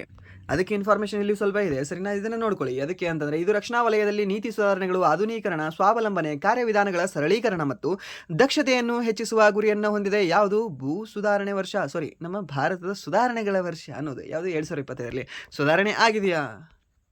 ಓಕೆ ಆಗಿದೆಯಾ ಇಲ್ವಾ ಅದು ನಮಗೂ ಗೊತ್ತಿರಬೇಕು. ಆ್ಯಂಡ್ ದೆನ್ ನೆಕ್ಸ್ಟ್ ಪ್ರಶ್ನೆ, ಈ ಕೆಳಗಿನವುಗಳಲ್ಲಿ ಯಾವುದು ಭಾರತದಲ್ಲಿ ಕಂಡುಬರುವ ಮೀನು ಆಗಿದೆ ಅಂತ ಕೊಟ್ಟಿದ್ದಾನೆ. Rohu, catla, and then hilsa, and then pomfret ಅಂತ ಹೇಳ್ತೀವಿ. ಸೊ ಇದರಲ್ಲಿ ಅತಿ ಹೆಚ್ಚಾಗಿ ಕಂಡುಬರೋದು ಯಾವುದು? ನಮ್ಮ ರೋಹು ಅಂತ ಹೇಳ್ತೀವಿ ಸರ್. ನೀವು ಒಂದು ರೋಹು ಏನದಲ್ಲ, ರೋಹಿ ಅಲ್ಲ ರೋಹು, ಇದು ನಮ್ಮ ಭಾರತದಲ್ಲಿ ಕಂಡುಬರ್ತಕ್ಕಂಥ ಒಂದು ಸಮುದ್ರ ಮೀನಾಗಿದೆ. ಸೊ ಇದ್ರ ಜೊತೆಗೆ ಯಾವ್ದಾದ್ರು ಕಂಡುಬರುತ್ತೆ? ರೋಹು ಮತ್ತು ಕ್ಯಾಟ್ಲಾ ಪ್ರಾಥಮಿಕವಾಗಿ ಸಿಹಿ ನೀರಿನ ಮೀನುಗಳಾಗಿದ್ದರೆ ಹಿಲ್ಸಾ ಎಂಬುದು ವಲಸೆ ಮೀನಾಗಿ. ಓಕೆ, ಈ ರೋಹು ಅನ್ನೋದು ಸಿಹಿ ನೀರಿನ ಮೀನಾಗಿದೆ. ಸೊ ಆತ ಏನು ಕೇಳಿದಾನೆ? ಸಮುದ್ರ ಮೀನು ಅಂತ ಕೇಳಿದಾನೆ. ಸಮುದ್ರ ಮೀನು ಯಾವುದು ಅಂದರೆ ಫಾಂಪ್ರೇಟ್ ಅಂತ ಹೇಳ್ತೀವಿ ಸರ್. ನಾವು ಇದೊಂದು ಫಾಂಪ್ರೇಟ್ ಏನಿದೆ ಅಲ್ವಾ, ಇದೊಂದು ಸಮುದ್ರದಲ್ಲಿ ಕಂಡುಬರ್ತಕ್ಕಂತಹ ಒಂದು ಮೀನಾಗಿದೆ ನಮ್ಮ ಭಾರತದಲ್ಲಿ. ಓಕೆ, ಸೊ ಈ ಒಂದು ರೋಹು ಮತ್ತು ಕಾಟ್ಲಾ ಏನಿದಾವಲ್ಲ, ಸೊ ಇದು ಸಿಹಿ ನೀರಿನ ಮೀನುಗಳಾಗಿದ್ದರೆ. ಓಕೆ, ಇದು ಸಿಹಿ ನೀರಿನ ಮೀನುಗಳಿದೆ, ಸ್ವಲ್ಪ ಕನ್ಫ್ಯೂಷನ್ ಆಗಿದೆ. ಸಿಹಿ ನೀರಿನ ಮೀನುಗಳು ಎರಡು ಸಹ. ಆ್ಯಂಡ್ ದೆನ್ ನೆಕ್ಸ್ಟ್ ಹಿಲ್ಸಾ ಎಂಬುದು ವಲಸೆ ಮೀನಾಗಿದ್ದು. ಓಕೆ, ಇದು ಹಿಲ್ಸಾ ಏನಿದೆ ಅಲ್ವಾ, ಇದೊಂದು ವಲಸೆ ಮೀನಾಗಿದೆ. ಆ್ಯಂಡ್ ದೆನ್ ಈ ಒಂದು ಫೋಂಪ್ರೇಟ್ ಅನ್ನೋದು ಏನಿದೆ ಅಲ್ವಾ, ಸೊ ಇದೊಂದು ಕರಾವಳಿ ಪ್ರದೇಶಗಳಲ್ಲಿ ಹೇರಳವಾಗಿ ಕಂಡುಬರ್ತಕ್ಕಂತಹ ಒಂದು ಜನಪ್ರಿಯ ಸಮುದ್ರ ಮೀನಾಗಿದೆ. ಓಕೆ, ಇದು ಸಹ ನಿಮಗೆ ಗೊತ್ತಿರಲಿ. ಆ್ಯಂಡ್ ದೆನ್ ನೆಕ್ಸ್ಟ್ ನಮ್ಮ ಕರ್ನಾಟಕದಲ್ಲಿ ಅತಿ ಹೆಚ್ಚಾಗಿ ಕಂಡುಬರ್ತಕ್ಕಂತಹ ಒಂದು ಮೀನಿನ ತಳಿ ಯಾವುದು? ಮ್ಯಾಕ್ರಲ್ ಮೀನು ಅಂತ ಹೇಳ್ತೀವಿ. ಯಾವುದು? ಮ್ಯಾಕ್ರಲ್. ಅದಕ್ಕೆ ನಮ್ಮ ಒಂದು ಕರ್ನಾಟಕದ ಕರಾವಳಿ ತೀರವನ್ನು ನಾವು ಕೆನರಾ ತೀರ ಅನ್ನೋದರ ಬದಲಾಗಿ ಕೆನರಾ ಅಂತ ಸಹ ಕರಿತೀವಿ. ಓಕೆ, ಕೆನರಾ ಕರಾವಳಿ ತೀರ ಅಂತ ಕರಿತೀವಿ, ಇಲ್ಲ ಅಂತಂದ್ರೆ ಕರ್ನಾಟಕ ಕರಾವಳಿ ತೀರ ಅಂತ ಕರಿತೀವಿ. ಓಕೆ, ಬಟ್ ಅದರ ಹೊರತಾಗಿ ನಾವು ಮ್ಯಾಕ್ರಲ್ ಕರಾವಳಿ ತೀರ ಅಂತ ಸಹ ನಮ್ಮದೇ ಕರಾವಳಿ ತೀರಕ್ಕೆ ನಾವು ಕರಿತೀವಿ. ಇದು ಸಹ ನಿಮ್ಗೆ ಗೊತ್ತಿರಲಿ. ಓಕೆ, ಸೊ ನಮ್ಮದಕ್ಕೆ ಡಬಲ್ ಹೆಸರಿದಾವೆ, ಒಂದು ಕೆನರಾ ಕರಾವಳಿ ತೀರ ಅಂತ, ಇನ್ನೊಂದು ಮ್ಯಾಕ್ರಲ್ ಕರಾವಳಿ ತೀರ ಅಂತ. ಯಾಕೆ? ಈ ಮ್ಯಾಕ್ರಲ್ ತಳಿಯ ಮೀನುಗಳು ಸಾಕಷ್ಟು ಕಂಡು ಬರ್ತವೆ ಈ 3 ಕಡಲ ಮೀನ್ಸ್ ಕರಾವಳಿ ಜಿಲ್ಲೆಗಳಲ್ಲಿ. ಓಕೆ, ಆ್ಯಂಡ್ ದೆನ್ ನೆಕ್ಸ್ಟ್ ಪ್ರಶ್ನೆ, ಈ ಕೆಳಗಿನವುಗಳಲ್ಲಿ ಯಾವುದು ಬೈನರಿ ಫಿಷನ್ ಮೂಲಕ ಪುನರುತ್ಪಾದಿಸುತ್ತದೆ ಅಂತ ಕೊಟ್ಟಿದ್ದಾನೆ. ಬೈನರಿ ಫಿಷನ್ ಮೂಲಕ ಪುನರುತ್ಪಾದಿಸೋದು ಯಾವುದು? ಗುಲಾಬಿ ಬೈನರಿ ಫಿಷನ್ ಮೂಲಕ ಆಗ್ತದಾ? ಇಲ್ಲ. ಆ್ಯಂಡ್ ದೆನ್ ನೆಕ್ಸ್ಟ್ ಲಿಶ್ಮೇನಿಯಾ ಅಂತ ಕೊಟ್ಟಿದ್ದಾನೆ, ಆ್ಯಂಡ್ ದೆನ್ ಲಿಲಿ ಅಂತ ಕೊಟ್ಟಿದ್ದಾನೆ, ಆ್ಯಂಡ್ ದೆನ್ ಬಟರ್ಫ್ಲೈ ಅಂತ ಕೊಟ್ಟಿದ್ದಾನೆ. ಸೊ ಅದಕ್ಕೆ ಸರಿಯಾದ ಉತ್ತರ ಯಾವುದಾಗುತ್ತೆ ಅಂದರೆ ಆಪ್ಷನ್ ಬಿ, ಲಿಶ್ಮೇನಿಯಾ ಅಂತ ಹೇಳ್ತೀವಿ. ಯಾವುದು? ಈ ಒಂದು ಲಿಶ್ಮೇನಿಯಾ ಅನ್ನೋದು ಬೈನರಿ ಫಿಷನ್ ಮೂಲಕ, ಯಾವುದರ ಮೂಲಕ? ಬೈನರಿ ಫಿಷನ್ ಮೂಲಕ, ಬೈನರಿ ವಿದಳನದ ಮೂಲಕ ಪುನರುತ್ಪಾದಿಸುತ್ತದೆ. ಓಕೆ, ಸೊ ಈ ಬೈನರಿ ವಿದಳನವು ಅಲೈಂಗಿಕ ಸಂತಾನೋತ್ಪತ್ತಿಯ ಒಂದು ವಿಧಾನವಾಗಿದ್ದು ಇದರಲ್ಲಿ ಒಂದು ಕೋಶವು 2 ಒಂದೇ ರೀತಿಯ ಕೋಶಗಳಾಗಿ ವಿಭಜನೆ ಆಗುತ್ತವೆ. ಲಿಶ್ಮೇನಿಯಾ ಒಂದು ಏಕಕೋಶೀಯ ಪ್ರೋಟೋಜೋವಾ ಆಗಿದ್ದು ಅದು ರೇಖಾಂಶದ ಬೈನರಿ ವಿದಳನದಿಂದ ಸಂತಾನೋತ್ಪತ್ತಿ ಮಾಡುತ್ತದೆ. ಯಾವುದು? ಲಿಶ್ಮೇನಿಯಾ ಅನ್ನೋದು. ಈ ಒಂದು ಲಿಶ್ಮೇನಿಯಾ ಏನಾಗಿದೆ? ಇದೊಂದು ಪ್ರೋಟೋಜೋವಾ ಆಗಿದೆ ಅನ್ನೋದು ಸಹ ನಿಮಗೆ ಗೊತ್ತಿರಲಿ. ಆ್ಯಂಡ್ ದೆನ್ ಈ ಒಂದು ಗುಲಾಬಿ ಆಗಿರಲಿ, ಆ್ಯಂಡ್ ದೆನ್ ಲಿಲಿ ಸಸ್ಯಗಳು ಬೀಜಗಳು ಮತ್ತು ಸಸ್ಯಕ ಸಂತಾನೋತ್ಪತ್ತಿಯ ಮೂಲಕ ಸಂತಾನೋತ್ಪತ್ತಿಯನ್ನು ಪಡೆಯುತ್ತವೆ. ಈ ಚಿಟ್ಟೆ ಲೈಂಗಿಕವಾಗಿ ಸಂತಾನೋತ್ಪತ್ತಿ ಮಾಡುತ್ತದೆ ಮತ್ತು ಅದರ ಜೀವನ ಚಕ್ರದಲ್ಲಿ ರೂಪಾಂತರಕ್ಕೆ ಒಳಗಾಗುತ್ತದೆ. ಓಕೆ, ಸೊ ಈ ಒಂದು ಚಿಟ್ಟೆಯ 4 ರೂಪಾಂತರಗಳು ಬರ್ತಾವಲ್ವ, ಆ 4 ರೂಪಾಂತರಗಳ ಬಗ್ಗೆ ಸರ್ ಕೇಳ್ತಾನೆ. ಸೊ ಇದು ಜೀವನ ಚಕ್ರದಲ್ಲಿ ಅದರ ರೂಪಾಂತರಕ್ಕೆ ಒಳಗಾಗ್ತದೆ. ಯಾವುದು? ಚಿಟ್ಟೆ ಅನ್ನೋದು. ಓಕೆ, ಕಂಬಳಿ ಹುಳುವೆ ನೆಕ್ಸ್ಟ್ ಚಿಟ್ಟೆ ಆಗುತ್ತೆ ಅಂತ ಹೇಳ್ತೀವಲ್ವಾ, ಅದೇ ಇದು ಕತೆ. ಆ್ಯಂಡ್ ದೆನ್ ನೆಕ್ಸ್ಟ್ ಪ್ರಶ್ನೆ ಏನಿದೆ ಅಂತಂದರೆ ಈ ಕೆಳಗಿನವುಗಳಲ್ಲಿ ಯಾವುದು ATP ಉತ್ಪಾದನೆಗೆ ಕಾರಣವಾಗಿದೆ ಅಂತ ಕೊಟ್ಟಿದ್ದಾನೆ. ATP ಎಡೆನೋಸಿನ್ ಟ್ರೈಫಾಸ್ಫೇಟ್ ಅಂತ ಹೇಳ್ತೀವಿ. ಈ ಒಂದು ಎಡೆನೋಸಿನ್ ಟ್ರೈಫಾಸ್ಫೇಟ್ ಯಾವುದರಲ್ಲಿ ಉತ್ಪಾದನೆ ಆಗುತ್ತೆ? ಮೈಟೋಕಾಂಡ್ರಿಯಾದಲ್ಲೇ. ಹೌದು, ಈ ಒಂದು ಮೈಟೋಕಾಂಡ್ರಿಯಾದಲ್ಲೇ ಈ ಒಂದು ATP ಉತ್ಪಾದನೆ ಆಗುತ್ತೆ ಸರಿನಾ. ಸೊ ಇದಕ್ಕೆ ನಮ್ಮ ದೇಹದಲ್ಲಿ ಚಲಾವಣೆ ಆಗ್ತಕ್ಕಂತಹ ಒಂದು ಕರೆನ್ಸಿ ಅಂತ ಹೇಳ್ತೀವಿ ಸರಿನಾ. ದೇಹದಲ್ಲಿ ಚಲಾವಣೆಯಲ್ಲಿ ಇರ್ತಕ್ಕಂಥ ಕರೆನ್ಸಿ ಯಾವುದು ಅಂತ ಕೇಳ್ತಾನೆ, ಅವಾಗ ನಾವು ಹೇಳಬೇಕಾಗುತ್ತೆ ಈ ಒಂದು ATP ಅನ್ನೋದು. ಓಕೆ, ಇವಾಗ ಇದು ATP ಉತ್ಪಾದನೆ ಆಗುತ್ತೆ. ಓಕೆ, ಈ ಒಂದು ದುಡ್ಡನ್ನು ನಾವು ಖರ್ಚು ಮಾಡಿದ್ರೆ, ನಮ್ಮ ಒಂದು ದೇಹದಲ್ಲಿ ನಾವು ಖರ್ಚು ಮಾಡಿದ್ರೆ ಉಳಿತಕ್ಕಂಥದ್ದೇನು? ADP ಅಂತ ಹೇಳ್ತೀವಿ ಸರ್. ಈ ಒಂದು ATP ಏನಿದೆ ಅಲ್ವಾ, ಇದರಿಂದ ನಮ್ಮ ಒಂದು ಸೆಲ್ಗಳ ಎನರ್ಜಿ ತೊಗೊಂಡ ನಂತರ ನೆಕ್ಸ್ಟ್ ಇದು ಏನಾಗುತ್ತೆ ಅಂದರೆ ADP ಆಗುತ್ತೆ, ಎಡಿನೋಸಿನ್ ಡೈಫಾಸ್ಫೇಟ್ ಅಂತ ಹೇಳ್ತೀವಿ ಸರ್. ಈ ಒಂದು ಎಡಿನೋಸಿನ್ ಟ್ರೈಫಾಸ್ಫೇಟ್ ಇಂದ ಎಡಿನೋಸಿನ್ ಡೈಫಾಸ್ಫೇಟ್ ಆಗುತ್ತೆ. ಓಕೆ, ಇದು ಸಹ ನಿಮಗೆ ಗೊತ್ತಿರೋ, ಇದನ್ನು ಸಹ ನಿಮಗೆ ಕೇಳ್ತಾನೆ. ಆ್ಯಂಡ್ ದೆನ್ ಈ ಒಂದು ಆತ್ಮಹತ್ಯಾ ಸಂಚಿ ಅಂತ ಹೇಳ್ತೀವಲ್ವಾ, ಸೂಸೈಡ್ ಬ್ಯಾಗ್ ಯಾವುದು? ಇದೇ ಒಂದು ಲೈಸೋಸೋಮ್ ಅಂತ ಹೇಳ್ತೀವಿ. ಓಕೆ, ಇದು ಒಂದು ಲೈಸೋಸೋಮ್ ಏನಿದೆ ಅಲ್ವಾ, ಇದನ್ನು ನಾವು suicide bag of the cell ಅಂತ ಹೇಳ್ತೀವಿ. ಆ್ಯಂಡ್ ದೆನ್ ವ್ಯಾಕ್ಯೂಲ್ ಈ ಒಂದು ಸಸ್ಯ ಜೀವಕೋಶಗಳಲ್ಲಿ ಅತಿ ದೊಡ್ಡದಾಗಿರುತ್ತಾ ಅಥವಾ ಪ್ರಾಣಿ ಜೀವಕೋಶಗಳಲ್ಲಿ ಅತಿ ದೊಡ್ಡದಾಗಿರುತ್ತಾ? ಸೊ ಇದು ಅತಿ ದೊಡ್ಡದಾಗಿರೋದು ಸಸ್ಯ ಜೀವಕೋಶಗಳಲ್ಲಿ. ಯಾಕೆಂದರೆ ನೀರು ಹಿಡಿದು ಇಟ್ಕೊಳ್ಬೇಕಲ್ವಾ, ನಮಗೇನಿಲ್ಲ, ಕೈ ಇದೆ ಆ್ಯಂಡ್ ದೆನ್ ಗ್ಲಾಸ್ ಇದೆ, ಅವಾಗ ನೀರು ಕುಡಿತೀವಿ. ಅವುಗಳಿಗೆ ಯಾವಾಗ ನಾವು ನೀರು ಹಾಕಿರ್ತೀವಿ ಅವಾಗಿಂದನೇ ಅದು ಸ್ಟೋರ್ ಮಾಡ್ಕೊಂಡು ಇಟ್ಕೊಂಡು ಕುಡಿಬೇಕಲ್ವಾ, ಯಾವುದು? ಸಸ್ಯ. ಸೊ ಅದಕ್ಕೆ ಅಲ್ಲಿ ವ್ಯಾಕ್ಯೂಲ್ ಏನಿದೆ ಅಲ್ವಾ, ಅದು ದೊಡ್ಡದಾಗಿದೆ. ಅದರಲ್ಲಿರ್ತಕ್ಕಂತಹ ಒಂದು ಟ್ಯಾಂಕ್ ಏನಿದೆ ಅಲ್ವಾ, ದೊಡ್ಡದಾಗಿದೆ. ಆ ಟ್ಯಾಂಕಿಗೆ ನಾವೇನಂತ ಹೆಸರು ಕೊಟ್ಟಿದ್ದೀವಿ ಅಂದರೆ ವ್ಯಾಕ್ಯೂಲ್ ಅಂತ ಕೊಟ್ಟಿದ್ದೀವಿ. ಓಕೆ, ಇದು ಸಹ ನಿಮ್ಗೆ ಗೊತ್ತಿರಲಿ. ಆ್ಯಂಡ್ ದೆನ್ ನೆಕ್ಸ್ಟ್ ಪ್ರಶ್ನೆ. ಓಕೆ, ಇದಕ್ಕೆ ಸಂಬಂಧಪಟ್ಟಿರ್ತಕ್ಕಂಥ ಸ್ವಲ್ಪ ಇನ್ಫಾರ್ಮೇಷನ್ ಇದೆ, ಇದನ್ನು ನೋಡ್ಕೊಳ್ಳಿ. ಇಲ್ಲಿ ಗಾಲ್ಗಿಗಳು ಏನು ಮಾಡ್ತವೆ ಅಂದರೆ ಪ್ರೋಟೀನ್ಗಳ ಪ್ಯಾಕೇಜಿಂಗ್ ಮಾಡ್ತವೆ ಸರ್. ಇದೊಂದು ರೀತಿ ಹೇಳಬೇಕಂದ್ರೆ ಡೆಲಿವರಿ ಬಾಯ್ ಅಂತ ಹೇಳ್ಬೋದು ಇದನ್ನು. ಯಾವುದನ್ನ? ಈ ಒಂದು ಗಾಲ್ಗಿ ಏನಿದೆಯಲ್ವಾ, ಈ ಗಾಲ್ಗಿನ ನಾವು ಒಂದು ರೀತಿ ಡೆಲಿವರಿ ಬಾಯ್ ಅಂತ ಹೇಳ್ಬೋದು. ಈ ಗಾಲ್ಗಿಯ ಮಗ ಯಾವುದು ಅಂತ ನಾನು ಒಂದು ನೆನಪಿಟ್ಕೊಂಡಿದ್ದೀನಿ ಅಂದರೆ ಈ ಗಾಲ್ಗಿ ಮಗನೇ ಲೈಸೋಸೋಮ್. ಯಾಕಂದರೆ ಈ ಒಂದು ಲೈಸೋಸೋಮ್ ಹುಟ್ಟಕ್ಕೆ ಕಾರಣಕ್ಕಿರ್ತಾರೆ ಯಾರು ಅಂದರೆ ಈ ಒಂದು ಗಾಲ್ಗಿ ಕಾಂಪ್ಲೆಕ್ಸ್ ಅಂತ ಹೇಳ್ತೀವಿ, ಸರಿನಾ? ಸೊ ಹಾಗಾದರೆ ಲೈಸೋಸೋಮ್ನ ತಂದೆ ಯಾರು?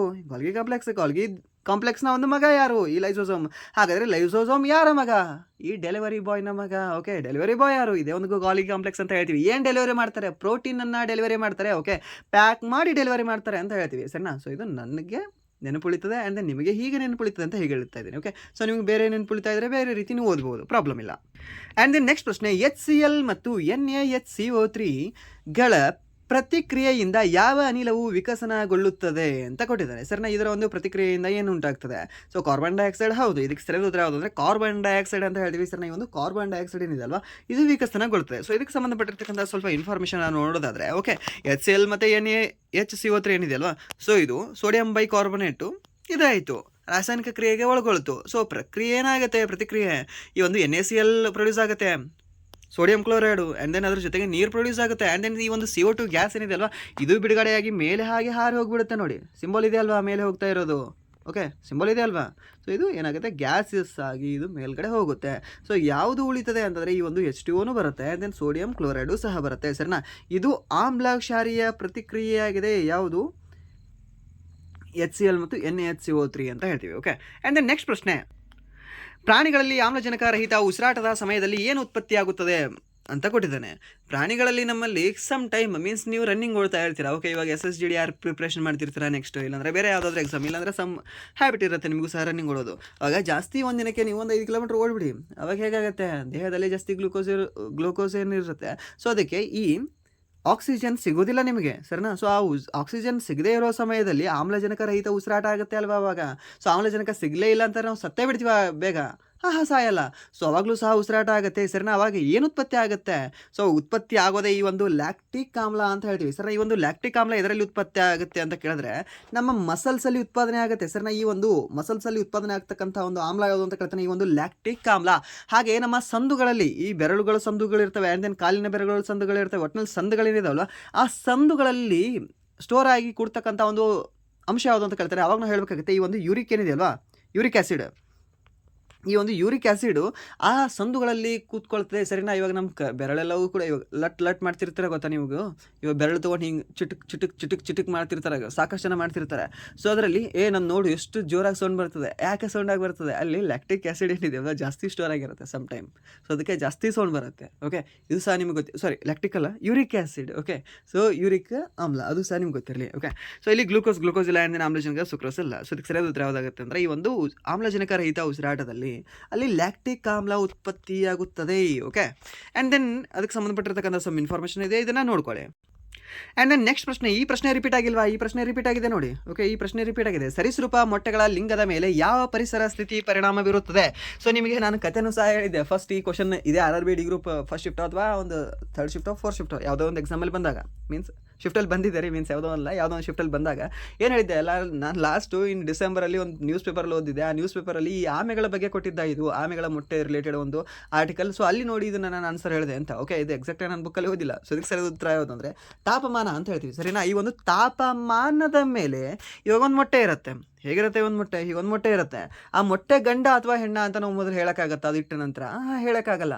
ಯಾಕೆಂದರೆ ಅದಕ್ಕೆ ಸಿಗ್ತಕ್ಕಂತಹ ತಾಪಮಾನ ಏನಿದೆ ಅಲ್ವಾ, ಈ ಒಂದು ತಾಪಮಾನ ಟೆಂಪ್ರೇಚರ್ ಮೇಲೆ ಅದು ಗಂಡು ಅಥವಾ ಹೆಣ್ಣು ಅನ್ನೋದು ನಿರ್ಧಾರ ಆಗುತ್ತೆ. ಅದಕ್ಕೇನಾದರೂ ಜಾಸ್ತಿ ಹೇಟ್ ಕೊಟ್ರೆ, ಜಾಸ್ತಿ ತಲೆ ಮೇಲೆ ಪ್ರೆಷರ್ ಹಾಕಿದ್ರೆ ಅದೇನಾಗುತ್ತೆ, ಈ ಗಂಡು ಹೋಗಿ ಅದು ಹೆಣ್ಣಾಗಿಬಿಡುತ್ತೆ, ಸರಿನಾ? ಯಾಕಂತಂದರೆ ಇಡೀ ಒಂದು ಪ್ರೆಷರನ್ನು ತಾಳ್ಕೊಳ್ಳತಕ್ಕಂತಹ ಶಕ್ತಿ ಯಾರಿಗಿದೆ? ಹೆಣ್ಣಿಗಿದೆ. ಸೊ ಅದಕ್ಕೆ ಅದು ಹೆಣ್ಣಾಗಿ ಕನ್ವರ್ಟ್ ಆಗುತ್ತೆ. ಓಕೆ, ಅದರ ಲಿಂಗ ಏನಾಗುತ್ತೆ? ಹೆಣ್ಣಾಗುತ್ತೆ. ಅದಕ್ಕೇನಾದರೂ ಟೆಂಪ್ರೇಚರ್ ಸ್ವಲ್ಪ ಕಡಿಮೆ ಇಟ್ರಾ, ಪ್ರೆಷರ್ ಸ್ವಲ್ಪ ಜಾಸ್ತಿ ಕೊಟ್ರಾ, ಅವಾಗೇನಾಗುತ್ತೆ? ಆ ಟೆಂಪ್ರೇಚರ್ ಕಡಿಮೆ ಇದ್ದಾಗ ಈ ಒಂದು ಗಂಡು ಅನ್ನೋ ಸೃಷ್ಟಿ ಆಗುತ್ತೆ. ಓಕೆ, ಇದು ಗೊತ್ತಿರಲಿ ನಿಮಗೆ. ಸೊ ಅದಕ್ಕೆ ಕಾರಣ ಯಾವುದು ಅಂದರೆ ಈ ಒಂದು ತಾಪಮಾನ. ಓಕೆ, ಈ ಒಂದು ತಾಪಮಾನ ಜಾಸ್ತಿ ಹೆಚ್ಚಾಗ್ತಾ ಹೋದರೆ ಏನಾಗುತ್ತೆ ಅಂದರೆ ಮುಂಬರ್ತಕ್ಕಂತಹ ದಿನಗಳಲ್ಲಿ ಹುಟ್ಟೋರು ಎಲ್ಲರೂ ಸಹ ಆಲ್ಮೋಸ್ಟ್ ಹೆಣ್ಣೆ ಹುಟ್ಟಿರ್ತಾರೆ. ಸೊ ಇವಾಗ ನೀವು ನೋಡ್ಬೋದು ರೀಸೆಂಟ್ ಟೈಮ್ಸಲ್ಲಿ ಎಲ್ಲವೂ ಸಹ ಆಲ್ಮೋಸ್ಟ್ ಇವಾಗ ಏನು ತಾಯಿ ಆಗ್ತಿರ್ತಾರಲ್ವ, ಆ ಒಂದು ತಾಯಿಗೆ ಮಗು ಯಾವ್ದು ಹುಟ್ಟಿರುತ್ತೆ ಆಲ್ಮೋಸ್ಟ್ ಇವಾಗ ನೀವು ನೋಡಿದ್ರೆ ನಿನ್ನ ಮಗ ಅಥವಾ ಮಗಳು ಯಾರಿದ್ದಾರೆ? ನನ್ನ ಮಗಳಿದ್ದಾಳೆ. ಎಷ್ಟು ಜನ ಇದ್ದಾರೆ? ನನಗೆ 2 ಮಗಳಿದ್ದಾರೆ ಅಂತ ಈ ಥರನೇ ಹೇಳ್ತಿರ್ತಾರೆ. ಸೊ ಯಾಕೆ? ಕಾರಣ ಏನು? ಕಾರಣ ಇದೇ ತಾಪಮಾನ. ಓಕೆ, ಸೊ ನಮ್ಮ ಇವಾಗ ಗ್ರೀನ್ ಹೌಸ್ ಗ್ಯಾಸಸ್ ಜಾಸ್ತಿ ಆಗ್ತಾ ಇರೋದ್ರಿಂದ ಸೊ ಈ ಒಂದು ಗಂಡು ಸಂತಾನೋತ್ಪತ್ತಿ ಏನಿದೆ ಅಲ್ವಾ, ಅದು ಸಹ ಕಡಿಮೆ ಆಗ್ತಾ ಇದೆ ಅನ್ನೋದು ಸಹ ನಿಮ್ಗೆ ಗೊತ್ತಿರಲಿ. ಓಕೆ, ಸೊ ಇದು ಇಂಡೈರೆಕ್ಟ್ ಕಾಸ್, ಇದು ಸಹ ಒಂದು ಯಾವುದು ಈ ಟೆಂಪ್ರೇಚರ್ ಅನ್ನೋದು ಈ ಒಂದು ಗ್ರೀನ್ ಹೌಸ್ ಗ್ಯಾಸ್ ಏನಿದೆ ಅಲ್ವಾ, ಸೊ ಇದು ಗಂಡು ಸಂತಾನವನ್ನು ಕುಗ್ಗಿಸುತ್ತಿದೆ. ಓಕೆ, ಇದು ಗೊತ್ತಿರಲಿ, ಇದು ನಾನು ಹೇಳ್ತಾ ಇರೋದಲ್ಲ, ಸೈಂಟಿಫಿಕ್ ಪ್ರೂವ್ಡ್ ರೀ ಇದು. ಓಕೆ, ಸೊ ಕ್ವಶನ್ ಕೇಳಿದಾನಲ್ಲ ಮತ್ತೆ. ಆ್ಯಂಡ್ ದೆನ್ ಇಲ್ಲಿ ಯಾವ್ದು ಬರುತ್ತೆ ಈ ಸರೀಸೃಪಗಳಲ್ಲಿ? ಆಮೆಗಳು ಹೇಳ್ತೀವಿ. ಓಕೆ, ಇದು ಆಮೆಗಳ ಬಗ್ಗೆ ನಾನು ಒಂದು ಆರ್ಟಿಕಲ್ ಓದಿದ್ದೀನಿ ಅಂತ ಹೇಳಿದೆ ಅಲ್ವಾ. ಓಕೆ, ಸುಳ್ಳಂತರೂ ಹೇಳಿಲ್ಲ ನೋಡಿ, ನಿಜನೇ ಹೇಳಿದ್ದೀನಿ. ಆ್ಯಂಡ್ ದೆನ್ ಮೊಸಳೆಗಳು, ಆ್ಯಂಡ್ ದೆನ್ ಹಲ್ಲಿಗಳು, ಸೊ ಮುಂತಾದವುಗಳಲ್ಲಿ ಇದು ಕಂಡು ಬರುತ್ತೆ. ಯಾವುದು? ಈ ತಾಪಮಾನ ಅವಲಂಬಿತ ಲಿಂಗ ನಿರ್ಣಯ ಅಂತ ಹೇಳ್ತೀವಿ, ಸರಿನಾ? ಸೊ ಈ ಒಂದು ತಾಪಮಾನ ಅವಲಂಬಿತ ಲಿಂಗ ನಿರ್ಣಯ ಯಾವುದಾದ್ರಲ್ಲಿ ಕಂಡುಬರುತ್ತೆ? ಸರೀಸೃಪಗಳಲ್ಲಿ ಕಂಡುಬರುತ್ತೆ, ಸರೀಸೃಪದ ಮೊಟ್ಟೆಗಳಲ್ಲಿ ಕಂಡುಬರುತ್ತೆ. ಇವನ್ ಹೇಳ್ಬೇಕಂದ್ರೆ ಮನುಷ್ಯರಲ್ಲೂ ಸಹ ಕಂಡುಬರುತ್ತೆ. ಬಟ್ ಅದು ಇನ್ ನಾರ್ಮಲಾಗಿ ನಮ್ಗೆ ಗೊತ್ತಾಗ್ತಿಲ್ಲ ಅಷ್ಟೇ ಎಕ್ಸಾಕ್ಟ್ಲಿ. ಓಕೆ, ಸೊ ಇದು ಸಹ ನಿಮ್ಗೆ ಗೊತ್ತಿರಲಿ. ಆ್ಯಂಡ್ ದೆನ್ ನೆಕ್ಸ್ಟ್, ಫಾಕ್ಸ್ಕಾನ್ ಕಂಪನಿಯು ಭಾರತದಲ್ಲಿ ಎಷ್ಟು $1 ಮಿಲಿಯನ್ ಹೂಡಿಕೆ ಮಾಡುತ್ತದೆ ಅಂತ ಕೊಟ್ಟಿದ್ದಾರೆ. ಎಷ್ಟು ಮಾಡುತ್ತದೆ? $1.5 million and then 3.5 million. So ಇದಕ್ಕೆ ಸರಿಯಾದ ಉತ್ತರ ಯಾವುದು ಅಂದರೆ ಆಪ್ಷನ್ ಎ, $1.5 ಮಿಲಿಯನ್ ಹೂಡಿಕೆ ಮಾಡಬೇಕು ಅಂತ ಥಿಂಕ್ ಮಾಡ್ತಾ ಇದೆ. ಯಾವುದು? Foxconn company. ಯಾವ ದೇಶದಲ್ಲಿ? ನಮ್ಮ ಭಾರತದಲ್ಲಿ. Okay okay and then next, ಪ್ರತಿಕ್ರಿಯಾತ್ಮಕ ಸರಣಿಯಲ್ಲಿ ಅಂಶಗಳನ್ನು ಹೇಗೆ ಜೋಡಿಸಲಾಗಿದೆ ಅಂತ ಕೊಟ್ಟಿದ್ದಾನೆ. ಆಪ್ಷನ್ ಏನಿದಾವೆ? ಪ್ರತಿಕ್ರಿಯಾತ್ಮಕ ಇಳಿಕೆ ಕ್ರಮದಲ್ಲಿ. ಹೌದು, ಇಳಿಕೆ ಕ್ರಮದಲ್ಲೇ ಇದಾವೆ ರೀ. ನಾನು ನಿಮಗೆ ಒಂದು ಹೇಳಿರಲಿಲ್ವಾ? ಪೋಸೋಕ ಮಾಲೂಮ ಇಲೆಹಿ ಕಂಸಿಗೋ ಅಂತ ನಮ್ಮ ಮೇಡಮ್ ಹೇಳಿದ್ರು ನಂಗೆ 9th ಕ್ಲಾಸಲ್ಲಿ ಅಂತ, ಸರಿನಾ? ಸೊ ಅದು ಏನಿದೆ? ಅದು ಒಂದು ಈ ಪ್ರತಿಕ್ರಿಯಾತ್ಮಕ ಸರಣಿ ಅಲ್ವಾ. ಸೊ ಅದು ಹೇಗೆ ಇದೆ? ಮೇಲೆ ಅತಿ ಹೆಚ್ಚು ಪ್ರತಿಕ್ರಿಯಾತ್ಮಕ ವಸ್ತು ಇದೆ, ಮೀನ್ಸ್ ಒಂದು ಎಲಿಮೆಂಟ್ ಇದೆ, ಅದ್ರ ಕೆಳಗಡೆ ಮತ್ತೆ ಕಡಿಮೆ, ಅದ್ರ ಕೆಳಗಡೆ ಮತ್ತೆ ಕಡಿಮೆ, ಅದ್ರ ಮತ್ತೆ ಕಡಿಮೆ ಅಂತ, ಸರಿನಾ? ಸೊ ಅದು ಇಳಿಕೆ ಕ್ರಮದಲ್ಲಿ ಇದೆ, ಸರಿನಾ? ಈ ಒಂದು ಪ್ರತಿಕ್ರಿಯಾತ್ಮಕ ಏನಿದೆ ಅಲ್ವಾ, ಸೊ ಅದೊಂದು ಇಳಿಕೆ ಕ್ರಮದಲ್ಲಿ ಕಂಡು ಬರುತ್ತೆ. ಸೊ ಅತಿ ಹೈಯೆಸ್ಟ್ ಮೇಲ್ಗಡೆ ಇರುತ್ತೆ, ಆ್ಯಂಡ್ ದೆನ್ ಅತಿ ಲೋಯೆಸ್ಟ್ ಕಡಿಮೆ ಕೆಳಗಡೆ ಇರುತ್ತೆ. ಓಕೆ, ಸೊ ಅದಕ್ಕೆ ಸಮ್ ಇನ್ಫಾರ್ಮೇಷನ್ ಇಲ್ಲಿದೆ, ನೋಡ್ಕೊಳ್ಳಿ ಏನಿದೆ. ಈ ಒಂದು ಪ್ರತಿಕ್ರಿಯಾತ್ಮಕ ಸರಣಿಯಲ್ಲಿ ಕ್ವಾಂಟಮ್ಗಳ ರಾಸಾಯನಿಕ ಪ್ರತಿಕ್ರಿಯಾತ್ಮಕಕ್ಕಾಗಿ ಅನುಗುಣವಾಗಿ ಜೋಡಣೆ ಮಾಡಲಾಗಿದೆ, ಆಧಾರದ ಮೇಲೆ ಜೋಡಿಸಲಾಗಿದೆ. ಈ ಸರಣಿಯ ಮೇಲ್ಭಾಗದಲ್ಲಿರುವ ಲೋಹಗಳು ಏನೇನು ಹೇಳಿದೆ? ಪೊಸೋಕ ಅಂತ ಹೇಳಿದೆ ಅಲ್ವಾ. ಪೋ ಅಂದರೆ ಪೊಟ್ಯಾಷಿಯಂ, ಸೊ ಅಂದರೆ ಸೋಡಿಯಂ, ಕ್ಯಾ ಅಂದರೆ ಕ್ಯಾಲ್ಸಿಯಂ, ಪೊಸೋಕ. ಮಾಲೂಮ ಅಂತ ಹೇಳಿದೆ, ಸರಿನಾ? ಮಾಲೂಮ ಅಂತಂದ್ರೆ ಏನು ಬರುತ್ತೆ? ಮ್ಯಾಗ್ನೀಷಿಯಂ ಬರುತ್ತಲ್ವಾ. ನೆಕ್ಸ್ಟ್ ಅದಾನಂತರ ಅಲ್ಯೂಮಿನಿಯಂ, ಸರಿನಾ? ಇಲೆಹಿ ಕಂಸಿಗೋ, ಇಲೆಹಿ ಅಂತ ಐರನ್ ಅದೆಲ್ಲವೂ ಬರುತ್ತೆ. ಓಕೆ, ಕಂಸಿಗೋ ಅಂದರೆ ಕಾಪರ್, ಇನ್ನೊಂದು ಎರಡು ಬರುತ್ತೆ. ಓಕೆ, ಅದನ್ನು ಬರ್ಕೊಂಡ್ರೆ ಈಸಿಯಾಗಿ ಹೇಳ್ತೇನೆ. ಸೊ ಒಂದು ಕ್ಲಾಸಲ್ಲೂ ಸಹ ನಿಮಗೆ ಅದನ್ನು ಫುಲ್ ಚಾರ್ಟ್ ಸಹ ಹಾಕಿದ್ದೆ ಅಲ್ವಾ. ಸೊ ನೋಡಿದ್ರೆ ಅನ್ಸುತ್ತೆ I think. And then next ಪ್ರಶ್ನೆ, ಕಾರ್ಬನ್-13 ಐಸೋಟೋಪ್ನ ತೂಕ ಎಷ್ಟು ಅಂತ ಕೊಟ್ಟಿದ್ದಾನೆ. ಸರ್ ಎಷ್ಟು ತೂಕ ಇದೆ ಕಾರ್ಬನ್ 13 ಐಸೋಟೋಪ್ನ ಒಂದು ಪರಮಾಣು ದ್ರವ್ಯರಾಶಿ ತೂಕ ಎಷ್ಟಿದೆ ಅಂತಂದರೆ ಇದೇ ಒಂದು 13 ಇದೆ. ಓಕೆ, ಸರಿಯಾದ ಉತ್ತರ ಯಾವುದಂದ್ರೆ 13 ಅಂತ ಹೇಳ್ತೀವಿ. ಆ್ಯಂಡ್ ದೆನ್ ನೆಕ್ಸ್ಟ್ ಪ್ರಶ್ನೆ, ಸಸ್ಯಗಳು ಲೈಂಗಿಕ ಸಂತಾನೋತ್ಪತ್ತಿಯನ್ನು ಏಕೆ ಮಾಡುತ್ತವೆ? ಸರ್ ನಾವು ಒಂದು male gamete and then female gamete ಇರುತ್ತೆ ಅಲ್ವಾ ಇದರಲ್ಲಿ. ಓಕೆ, ಸೊ ಇಲ್ಲಿ ಒಂದು ಸಸ್ಯಗಳು ಲೈಂಗಿಕ ಸಂತಾನೋತ್ಪತ್ತಿಯನ್ನು ಏಕೆ ಮಾಡುತ್ತವೆ ಅಂತಂದರೆ ವೈವಿಧ್ಯತೆಯನ್ನು ಸೃಷ್ಟಿಸಲು ಮತ್ತು ಹೊಂದಿಕೊಳ್ಳುವಿಕೆಯನ್ನು ಸರಿ ಹೊಂದಲು ಅಂತ ಹೇಳ್ತೀವಿ. ಸೊ ಅದಕ್ಕೆ ಸರಿಯಾದ ಉತ್ತರ ಯಾವುದಾಗುತ್ತೆ ಅಂದರೆ ಆಪ್ಷನ್ ಇದಕ್ಕೆ ಸರಿಯಾದ ಉತ್ತರ ಆಗುತ್ತೆ. ಓಕೆ, ಒಂದೇದು. ಅದಕ್ಕೆ ಬೇಕಾಗಿರ್ತಕ್ಕಂಥ ಸಮ್ ಇನ್ಫಾರ್ಮೇಷನ್ ಇಲ್ಲಿದೆ. ಇಲ್ಲಿ ನೀವು ಮುಂದಿನ ಪ್ರಶ್ನೆ, SC/ST ತಿದ್ದುಪಡಿ ಮಸೂದೆ 2022 ಯಾವ ರಾಜ್ಯಕ್ಕೆ ಸಂಬಂಧಿಸಿದೆ ಅಂತ ಕೊಟ್ಟಿದ್ದಾನೆ. ಸರಿನಾ? ಸೊ ಅತಿ ಹೆಚ್ಚು SC ಪ್ರತಿಶತದಲ್ಲಿ ಕಂಡುಬರೋದು ಯಾವ ರಾಜ್ಯದಲ್ಲಿ ಅಂತ ಕೇಳಿದ್ರೆ ಪಂಜಾಬಲ್ಲಿ. ಬಟ್ ಈ ಒಂದು SC/ST ತಿದ್ದುಪಡಿ ಮಸೂದೆ ಯಾವ ರಾಜ್ಯದಲ್ಲಿ ಸಂಬಂಧಿಸಿದೆ? ಸೊ ಇದು ಪಂಜಾಬ ಅಲ್ಲ. ಸೊ ಇದಕ್ಕೆ ಸರಿಯಾದ ಉತ್ತರ ಯಾವುದು ಅಂದರೆ ತಮಿಳುನಾಡು ಅಂತ ಹೇಳ್ತೀವಿ. ಸರಿನಾ? ಯಾವುದು? ತಮಿಳುನಾಡಲ್ಲಿ ಅತಿ ಹೆಚ್ಚು ಈ ಒಂದು SC/ST ತಿದ್ದುಪಡಿ ಮಸೂದೆ ಸಂಬಂಧಿಸಿದೆ. ಸರಿನಾ? ಯಾವಾಗ? 2022ರಲ್ಲಿ ಈ ಒಂದು ತಿದ್ದುಪಡಿ ಮಸೂದೆ ಬಂದಿದೆ. ಓಕೆ, ಆ್ಯಂಡ್ ದೆನ್ ನೆಕ್ಸ್ಟ್ ಪ್ರಶ್ನೆ. ಓಕೆ, ಅದಕ್ಕೆ ಸಂಬಂಧಪಟ್ಟಿರ್ತಕ್ಕಂಥ ಸ್ವಲ್ಪ ಇನ್ಫಾರ್ಮೇಷನ್ ಇದೆ, ಇದನ್ನು ಸ್ವಲ್ಪ ನೀವು ನೋಡ್ಕೊಳ್ಳಿ. ಓಕೆ, ಆ್ಯಂಡ್ ದೆನ್ ನೆಕ್ಸ್ಟ್, ಅಂತಸ್ಥ ಶಕ್ತಿಯು ಏನಾಗಿ ಪರಿವರ್ತನೆಗೊಳ್ಳುತ್ತದೆ ಅಂತ ಕೇಳಿದ್ದೇನೆ. ಸರ್ ಈ ಒಂದು ಅಂತಸ್ಥ ಶಕ್ತಿಯು ಏನಾಗಿ ಪರಿವರ್ತನೆಗೊಳ್ಳುತ್ತದೆ? Kinetic energy, mechanical energy, chemical energy and then ಭೌತಿಕ ಶಕ್ತಿ ಅಂತ ಕೊಟ್ಟಿದ್ದಾರೆ. ಈ ಒಂದು ಅಂತಸ್ಥ ಶಕ್ತಿ ಏನಿದೆಯಲ್ವಾ, ಇದೊಂದು ಪೊಟೆನ್ಷಿಯಲ್ ಎನರ್ಜಿ ಏನಿದೆಯಲ್ಲ, ಸೊ ಇದು ನೆಕ್ಸ್ಟ್ ಕೈನೆಟಿಕ್ ಎನರ್ಜಿಯಾಗಿ ಬದಲಾವಣೆಗೊಳ್ಳುತ್ತದೆ. ಓಕೆ, ಮೇಲಿಂದ ಕೆಳಗಡೆ ಬೀಳುವಾಗ ಇದನ್ನು ನೋಡ್ಕೊಳ್ಳಿ ಸ್ವಲ್ಪ. ಆ್ಯಂಡ್ ದೆನ್ ನೆಕ್ಸ್ಟ್, ಈ ಒಂದು ಅಂತಸ್ಥ ಶಕ್ತಿಗೆ ನಾವು ಯಾಂತ್ರಿಕ ಶಕ್ತಿ ಅಂತ ಸಹ ಕರಿತೀವಿ. ಓಕೆ, ಇದಕ್ಕೆ ನಾವು ಮೆಕ್ಯಾನಿಕಲ್ ಎನರ್ಜಿ ಅಂತ ಸಹ ಕರಿತೀವಿ. ಆ್ಯಂಡ್ ದೆನ್ ನೆಕ್ಸ್ಟ್ ಪ್ರಶ್ನೆ, ಬಲ ಅಥವಾ ದೋಷವನ್ನು ಸ್ಥಿರವಾಗಿಟ್ಟುಕೊಂಡು ವಿಸ್ತೀರ್ಣವನ್ನು ಕಡಿಮೆ ಮಾಡಿದಾಗ ಒತ್ತಡ ಎಷ್ಟಾಗುತ್ತದೆ ಅಂತ ಕೇಳಿದಾನೆ. ಸರ್ನಾ ಬಲ ಸೇಮ್ ಇಡಬೇಕಂತೆ, ವಿಸ್ತೀರ್ಣ ಕಡಿಮೆ ಮಾಡ್ಬೇಕಂತೆ, ಅವಾಗ ಒತ್ತಡ ಎಷ್ಟಾಗ್ತದೆ? ಒತ್ತಡ ಎಂತಂದರೆ ಹೆಚ್ಚಾಗ್ತದೆ ಅಲ್ವಾ. ಸಿಂಪಲ್ ಇದು ನೀವು ಫಿಸಿಕ್ಸ್ ಓದಬೇಕು ಅಂತ ಎಂಥವೂ ಸಹ ಇಲ್ಲ, ಸರಿನಾ? ಸೊ ನೀವೇ ಹೇಳ್ಬೋದು ಸಿಂಪಲ್ ಆಗಿದೆನಾ. ಸೊ ಇದಕ್ಕೆ ಸರಿಯಾದ ಉತ್ತರ ಯಾವುದಂದರೆ ಆಪ್ಷನ್ ಎ ಅಂತ ಹೇಳ್ತೀವಿ. ಓಕೆ, ಆ್ಯಂಡ್ ದೆನ್ ನೆಕ್ಸ್ಟ್ ಇದಕ್ಕೆ ಸಂಬಂಧಪಟ್ಟಿರ್ತಕ್ಕಂಥ ಸ್ವಲ್ಪ ಇನ್ಫಾರ್ಮೇಷನ್ ಇದೆ, ಇದನ್ನು ನೋಡ್ಕೊಳ್ಳಿ ನೀವು. ಈ ಕೆಳಗಿನವುಗಳಲ್ಲಿ ಯಾವುದು ಅಪರ್ಯಾಪ್ತ ಸಂಯುಕ್ತವಾಗಿದೆ ಅಂತ ಕೊಟ್ಟಿದ್ದಾನೆ. ಬ್ಯೂಟೇನ್, ಮೀಥೇನ್, ಪ್ರೊಫೇನ್ ಮತ್ತು ಪ್ರೋಫಿನ್ ಅಂತ ಹೇಳ್ತೀವಿ. ಸೊ ಇದಕ್ಕೆ ಸರಿಯಾದ ಉತ್ತರ ಯಾವುದು? ಪ್ರೊಫೆನಾ ಅಥವಾ ಪ್ರೊಫಿನಾ? ಸೊ ಇದಕ್ಕೆ ಸರಿಯಾದ ಉತ್ತರ ಯಾವುದಾಗುತ್ತೆ ಅಂದರೆ ಆಪ್ಷನ್ ಡಿ, ಪ್ರೊಫಿನ್ ಅಂತ ಹೇಳ್ತೀವಿ. ಓಕೆ, ಆ್ಯಂಡ್ ದೆನ್ ನೆಕ್ಸ್ಟ್ ಪ್ರಶ್ನೆ ಏನಿದೆ ಅಂತಂದರೆ 1.5 ಕೂಲಮ್ ಚಾರ್ಜನ್ನು ವರ್ಗಾಯಿಸುವಾಗ ಮಾಡಿದ ಕೆಲಸ 30 ಜೂಲ್ಗಳಾಗಿದ್ದರೆ ಅಗತ್ಯವಿರುವ ವಿಭವ ವ್ಯತ್ಯಾಸ ಎಷ್ಟು? ಇದ್ರ ಮೇಲೆ ಒಂದು ಇವಾಗ 4ನೇ ಶಿಫ್ಟಲ್ಲಿ ಅನಿಸುತ್ತೆ ಐ ಥಿಂಕ್ ಇದು ಕ್ವಶನ್ ಬರ್ತಾ ಇರೋದು. ಫಾರ್ಮುಲಾ ನೆನ್ಪಿಟ್ಕೊಳ್ಳಿ, ಏನು? Work equals voltage into charge ಅಂತ ಹೇಳ್ತೀವಿ ಸರಿನಾ. ಇವಾಗ ಚಾರ್ಜ್ ವರ್ಕ್ ಎಷ್ಟಿದೆ 30 ಜೂಲ್ ಅಂತ ಕೊಟ್ಟಿದ್ದಾನೆ. ಆ್ಯಂಡ್ ದೆನ್ ಈ ವೋಲ್ಟೇಜನ್ನು ಕೊಟ್ಟಿದ್ದಾನೆ, ವೋಲ್ಟೇಜ್ ಕಂಡುಹಿಡಬೇಕಂತ ಹೇಳಿದ್ದಾನೆ. ಈ ಒಂದು ಚಾರ್ಜ್ ಎಷ್ಟಿದೆ ಕೂಲಂಬಲ್ಲಿ ಹೇಳ್ತೀವಿ ನಾವು ಚಾರ್ಜ್ನ, ಎಷ್ಟಿದೆ 1.5 ಇದೆ. 1.5 1 1.5 20 ಅಂತ ಹೇಳ್ತೀವಿ ಸರಿನಾ. ಸೊ ಇದಕ್ಕೆ ಸರಿಯಾದ ಉತ್ತರ ಯಾವುದಾಗುತ್ತೆ? ಆಪ್ಷನ್ಗೆ ಇದಕ್ಕೆ ಸರಿಯಾದ ಉತ್ತರ ಆಗುತ್ತೆ. ಓಕೆ 15 ಅಲ್ವಾ. ಓಕೆ ಇದು 2 20 ವೋಲ್ಟ್ಗಳು ಅಂತ ಹೇಳ್ತೀವಿ ಸರಿನಾ. ಇದನ್ನು ನೆನ್ಪಿಟ್ಕೊಳ್ಳಿ. Work equals voltage into charge ಅಂತ ಹೇಳ್ತೀವಿ ಸರಿನಾ. Work equals voltage into charge ಅಂತ ಹೇಳ್ತೀವಿ, ನೆನ್ಪಿಟ್ಕೊಳ್ಳಿ. Work equals potential difference into charge ಅಂತ ಹೇಳ್ತೀವಿ. ಓಕೆ ಆ್ಯಂಡ್ ದೆನ್ ನೆಕ್ಸ್ಟ್ ಪ್ರಶ್ನೆ, ಪರಮಾಣು ಸಂಖ್ಯೆ ಯಾವುದಕ್ಕೆ ಸಮನಾಗಿರುತ್ತದೆ ಅಂತ ಕೊಟ್ಟಿದ್ದಾನೆ ಸರಿನಾ. ಈ ಒಂದು ಪರಮಾಣು ದ್ರವ್ಯರಾಶಿ ಅದಕ್ಕೆ ಸಂಬಂಧಪಟ್ಟಿರ್ತದೆ, ಅದನ್ನು ನೀವು ಹೇಳಿ. ಈ ಒಂದು ಪರಮಾಣು ಸಂಖ್ಯೆ ಅದಕ್ಕೆ ಸಂಬಂಧಪಟ್ಟಿರ್ತದೆ, ಯಾವುದಕ್ಕೆ ಸಮನಾಗಿರ್ತದೆ? ನ್ಯೂಕ್ಲಿಯಸ್ನಲ್ಲಿ ಇರತಕ್ಕಂಥ ಒಂದು ಪ್ರೋಟಾನ್ಗಳ ಸಂಖ್ಯೆಯನ್ನು ನಾವು ಏನಂತ ಹೇಳ್ತೀವಿ ಅಂದರೆ ಈ ಒಂದು ಪರಮಾಣು ಸಂಖ್ಯೆ ಅಂತ ಹೇಳ್ತೀವಿ ಅಷ್ಟೇ. ಓಕೆ ಮಾಸ್ ಇದನ್ನು ಏನೇನು ಬರುತ್ತೆ? ಪ್ರೋಟಾನ್ ಮತ್ತು ನ್ಯೂಟ್ರಾನ್ಗಳನ್ನು ಮೊತ್ತವನ್ನು ನಾವೇನಂತ ಹೇಳ್ತೀವಿ? ಮಾಸ್ ಅಂತ ಹೇಳ್ತೀವಿ ಸರಿನಾ. ಜಸ್ಟ್ ಒಂದು ನಂಬರ್ ಅಂತ ಹೇಳಿದ್ರೆ ಈ ಒಂದು ಪ್ರೋಟಾನ್ಗಳ ಸಂಖ್ಯೆ ಅಂತ ಹೇಳ್ತೀವಿ. ಓಕೆ ಆ್ಯಂಡ್ ದೆನ್ ನೆಕ್ಸ್ಟ್ ಪ್ರಶ್ನೆ, ಇತ್ತೀಚೆಗೆ ಯಾವ ಸಂಸ್ಥೆಯು ಭಾರತದ ಏಕೀಕೃತ ಪಾವತಿ ಇಂಟರ್ಫೇಸ್ UPI ಅನ್ನು ಜಾಗತಿಕವಾಗಿ ಪ್ರಾರಂಭಿಸಲು ನಿರ್ಧರಿಸುತ್ತದೆ? UPI NIPAL ಅಂತ ಹೇಳ್ತೀವಿ ಸರ್. ಯಾವುದು? ಈ ಒಂದು NPCI ಇಂಟರ್ನ್ಯಾಷನಲ್ ಪೇಮೆಂಟ್ಸ್ ಲಿಮಿಟೆಡ್ ಅಂತ ಹೇಳ್ತೀವಿ ಸರ್. ಸೊ ಇದನ್ನು ಪ್ರಾರಂಭ ಮಾಡಬೇಕು ಅಂತ ನಿರ್ಧಾರ ಮಾಡಿದೆ. ಆ್ಯಂಡ್ ದೆನ್ ನೆಕ್ಸ್ಟ್ ಪ್ರಶ್ನೆ, ಸಂಯೋಜಕ ಅಂಗಾಂಶದಲ್ಲಿರುವ ಜೀವಕೋಶಗಳು ಹೇಗಿರುತ್ತವೆ? ಸಡಿಲವಾಗಿ ಬಂಧಿಸಲ್ಪಟ್ಟಿರುತ್ತವೆ. ಸಂಯೋಜಕ ಅಂಗಾಂಶದಲ್ಲಿರ್ತಕ್ಕಂಥ ಜೀವಕೋಶಗಳು ಓಕೆ ಸಡಿಲವಾಗಿ ಬಂಧಿಸಲ್ಪಟ್ಟಿರ್ತವೆ, ಲೈಕ್ ನಮ್ಮ ರಕ್ತದಲ್ಲಿ ಹಾಗೆ. ಓಕೆ ಆ್ಯಂಡ್ ದೆನ್ ನೆಕ್ಸ್ಟ್ ಪ್ರಶ್ನೆ ಏನಿದೆ ಅಂದರೆ, ಆಗಸ್ಟ್ 2025ರಲ್ಲಿ ಆರ್ ಪ್ರಜ್ಞಾನಂದ ತಮ್ಮ ವೃತ್ತಿ ಜೀವನದ ಅತ್ಯುತ್ತಮ ವಿಶ್ವ ಶ್ರೇಯಾಂಕವನ್ನು ತಲುಪಿದ್ದರು. ಯಾವ ಆಟಗಾರರನ್ನು ಸೋಲಿಸಿ ಅವರು ಅಲ್ಲಿಗೆ ತಲುಪಿದ್ದರು ಅಂತ ಕೇಳಿದ್ರೆ, ಈ ಒಂದು ನೋಡಿರ್ಬೇಕು ಅಬ್ದುಲ್ ಸತ್ತೋರು ಅಂತ ಹೇಳ್ತೀವಿ ಸರ್. ಸೊ ಅವರನ್ನು ಸೋಲಿಸಿ ಇವರು 4ನೇ ಶ್ರೇಯಾಂಕವನ್ನು ತಲುಪಿದ್ದಾರೆ. ಆ್ಯಂಡ್ ದೆನ್ ನೆಕ್ಸ್ಟ್ ಪ್ರಶ್ನೆ, 2025ರಲ್ಲಿ ಯಾವ ರಾಜ್ಯವು ಭಾರತದ ನ್ಯಾಯ ವರದಿ 2025ರಲ್ಲಿ ಅಗ್ರಸ್ಥಾನದಲ್ಲಿದೆ ಅಂತ ಸರಿನಾ. ಸೊ ಇದನ್ನು ಸಹ ನಾವು ನೋಡ್ಕೊಂಡಿದ್ವಿ NTPC ಕ್ಲಾಸಲ್ಲಿ. ಯಾವುದು? ನಮ್ಮ ಕರ್ನಾಟಕ ಸರಿನಾ. ಈ ಒಂದು ಕರ್ನಾಟಕ ಏನಿದೆ ಅಲ್ವಾ, ಭಾರತದಲ್ಲಿ ನ್ಯಾಯ ವರದಿಯಲ್ಲಿ ಅಗ್ರಸ್ಥಾನದಲ್ಲಿದೆ ಅಂತೆ. ನಮ್ಮ ಕರ್ನಾಟಕನೇ ಇವರು ಫಸ್ಟ್ ಕೊಟ್ಟಿದ್ದಾರೆ ಅಂತಂದರೆ ಉಳಿದ ರಾಜ್ಯಗಳ ಗತಿಯಲ್ಲಿರಬೇಕು. ನಮ್ಮ ಕರ್ನಾಟಕದಲ್ಲೇ ನೋಡಿ ಇವಾಗ ಅಲ್ಲೋಲ ಕಲ್ಲಲ್ಲ ಇದ್ರೆ ಹಾಳ ಹೋಗ್ತಾ ಇದೆ. ಸೊ ಅದರಲ್ಲಿ ನಮ್ಮಲ್ಲೇ ಫಸ್ಟ್ ಇದೆ ಅಂತೆ. ಹಾಗಾದರೆ ಈ UP ಬಿಹಾರಲ್ಲಿ, ಈ ಗುಜರಾತಲ್ಲಿ, ಅದನ್ನು ಅಸ್ಸಾಮಲ್ಲಿ ಹೇಗಿರ್ಬೇಕು ಗತಿ ಅಂತ. ಓಕೆ ಸೊ ಜಸ್ಟ್ ಥಿಂಕ್ ಮಾಡಿ ಇದನ್ನು. ಆ್ಯಂಡ್ ದೆನ್ ನೆಕ್ಸ್ಟ್ ಪ್ರಶ್ನೆ ಏನಿದೆ? ನೆಕ್ಸ್ಟ್ ಪ್ರಶ್ನೆ ಓಕೆ ಇದನ್ನು ಅಂಕಗಳನ್ನು ನೆನ್ಪಿಟ್ಕೊಳ್ಳಿ. ಅಂಕಗಳನ್ನು ನಮ್ಮ ಸ್ಟೇಟ್ ಗೌರ್ಮೆಂಟ್ ಎಕ್ಸಾಮಲ್ಲಿ ಕೇಳ್ತಾರೆ ನೋಡಿ. ಇದನ್ನು ಎಷ್ಟು ಅಂತಂದರೆ 6.78 ಅಂಕಗಳನ್ನು ನಮ್ಮದು ಕರ್ನಾಟಕ ಗಳಿಸಿದೆ ಸರಿನಾ.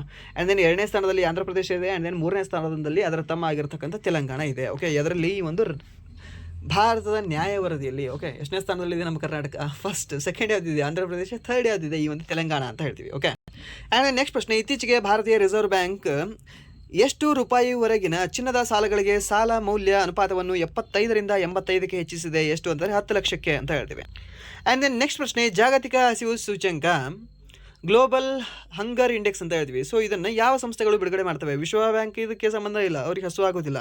ಆ್ಯಂಡ್ ದೆನ್ UNDP ಇವರು ಡೆವಲಪ್ಮೆಂಟ್ ಮಾತ್ರ ಮಾಡ್ತಾರೆ, ಹಸುವಿಗೆ ಇವರು ನೋಡ್ಕೊಳ್ಳಲ್ಲ. ಸೊ ಇಲ್ಲಿ ಯಾರು ಅಂತಂದರೆ ವೆಂಗರ್ ಹೆಲ್ತ್ ಮತ್ತು ಈ ವೆಲ್ತ್ ಹಂಗರ್ ಮತ್ತು ಇನ್ನೊಂದು ಯಾವುದು ಅಂದರೆ ಈ ಒಂದು ಕನ್ಸರ್ನ್ ವರ್ಲ್ಡ್ ವೈಡ್ ಅಂತ ಹೇಳ್ತೀವಿ ಸರ್. ಈ ಒಂದು 2 ಸಂಸ್ಥೆಗಳು ಸೇರಿ ಇದನ್ನು ಬಿಡುಗಡೆ ಮಾಡ್ತವೆ. ಅದನ್ನು ಈ ಒಂದು GHI ಅನ್ನು ಓಕೆ ಗ್ಲೋಬಲ್ ಹಂಗರ್ ಇಂಡೆಕ್ಸ್ ಅಂತ ಹೇಳ್ತೀವಿ.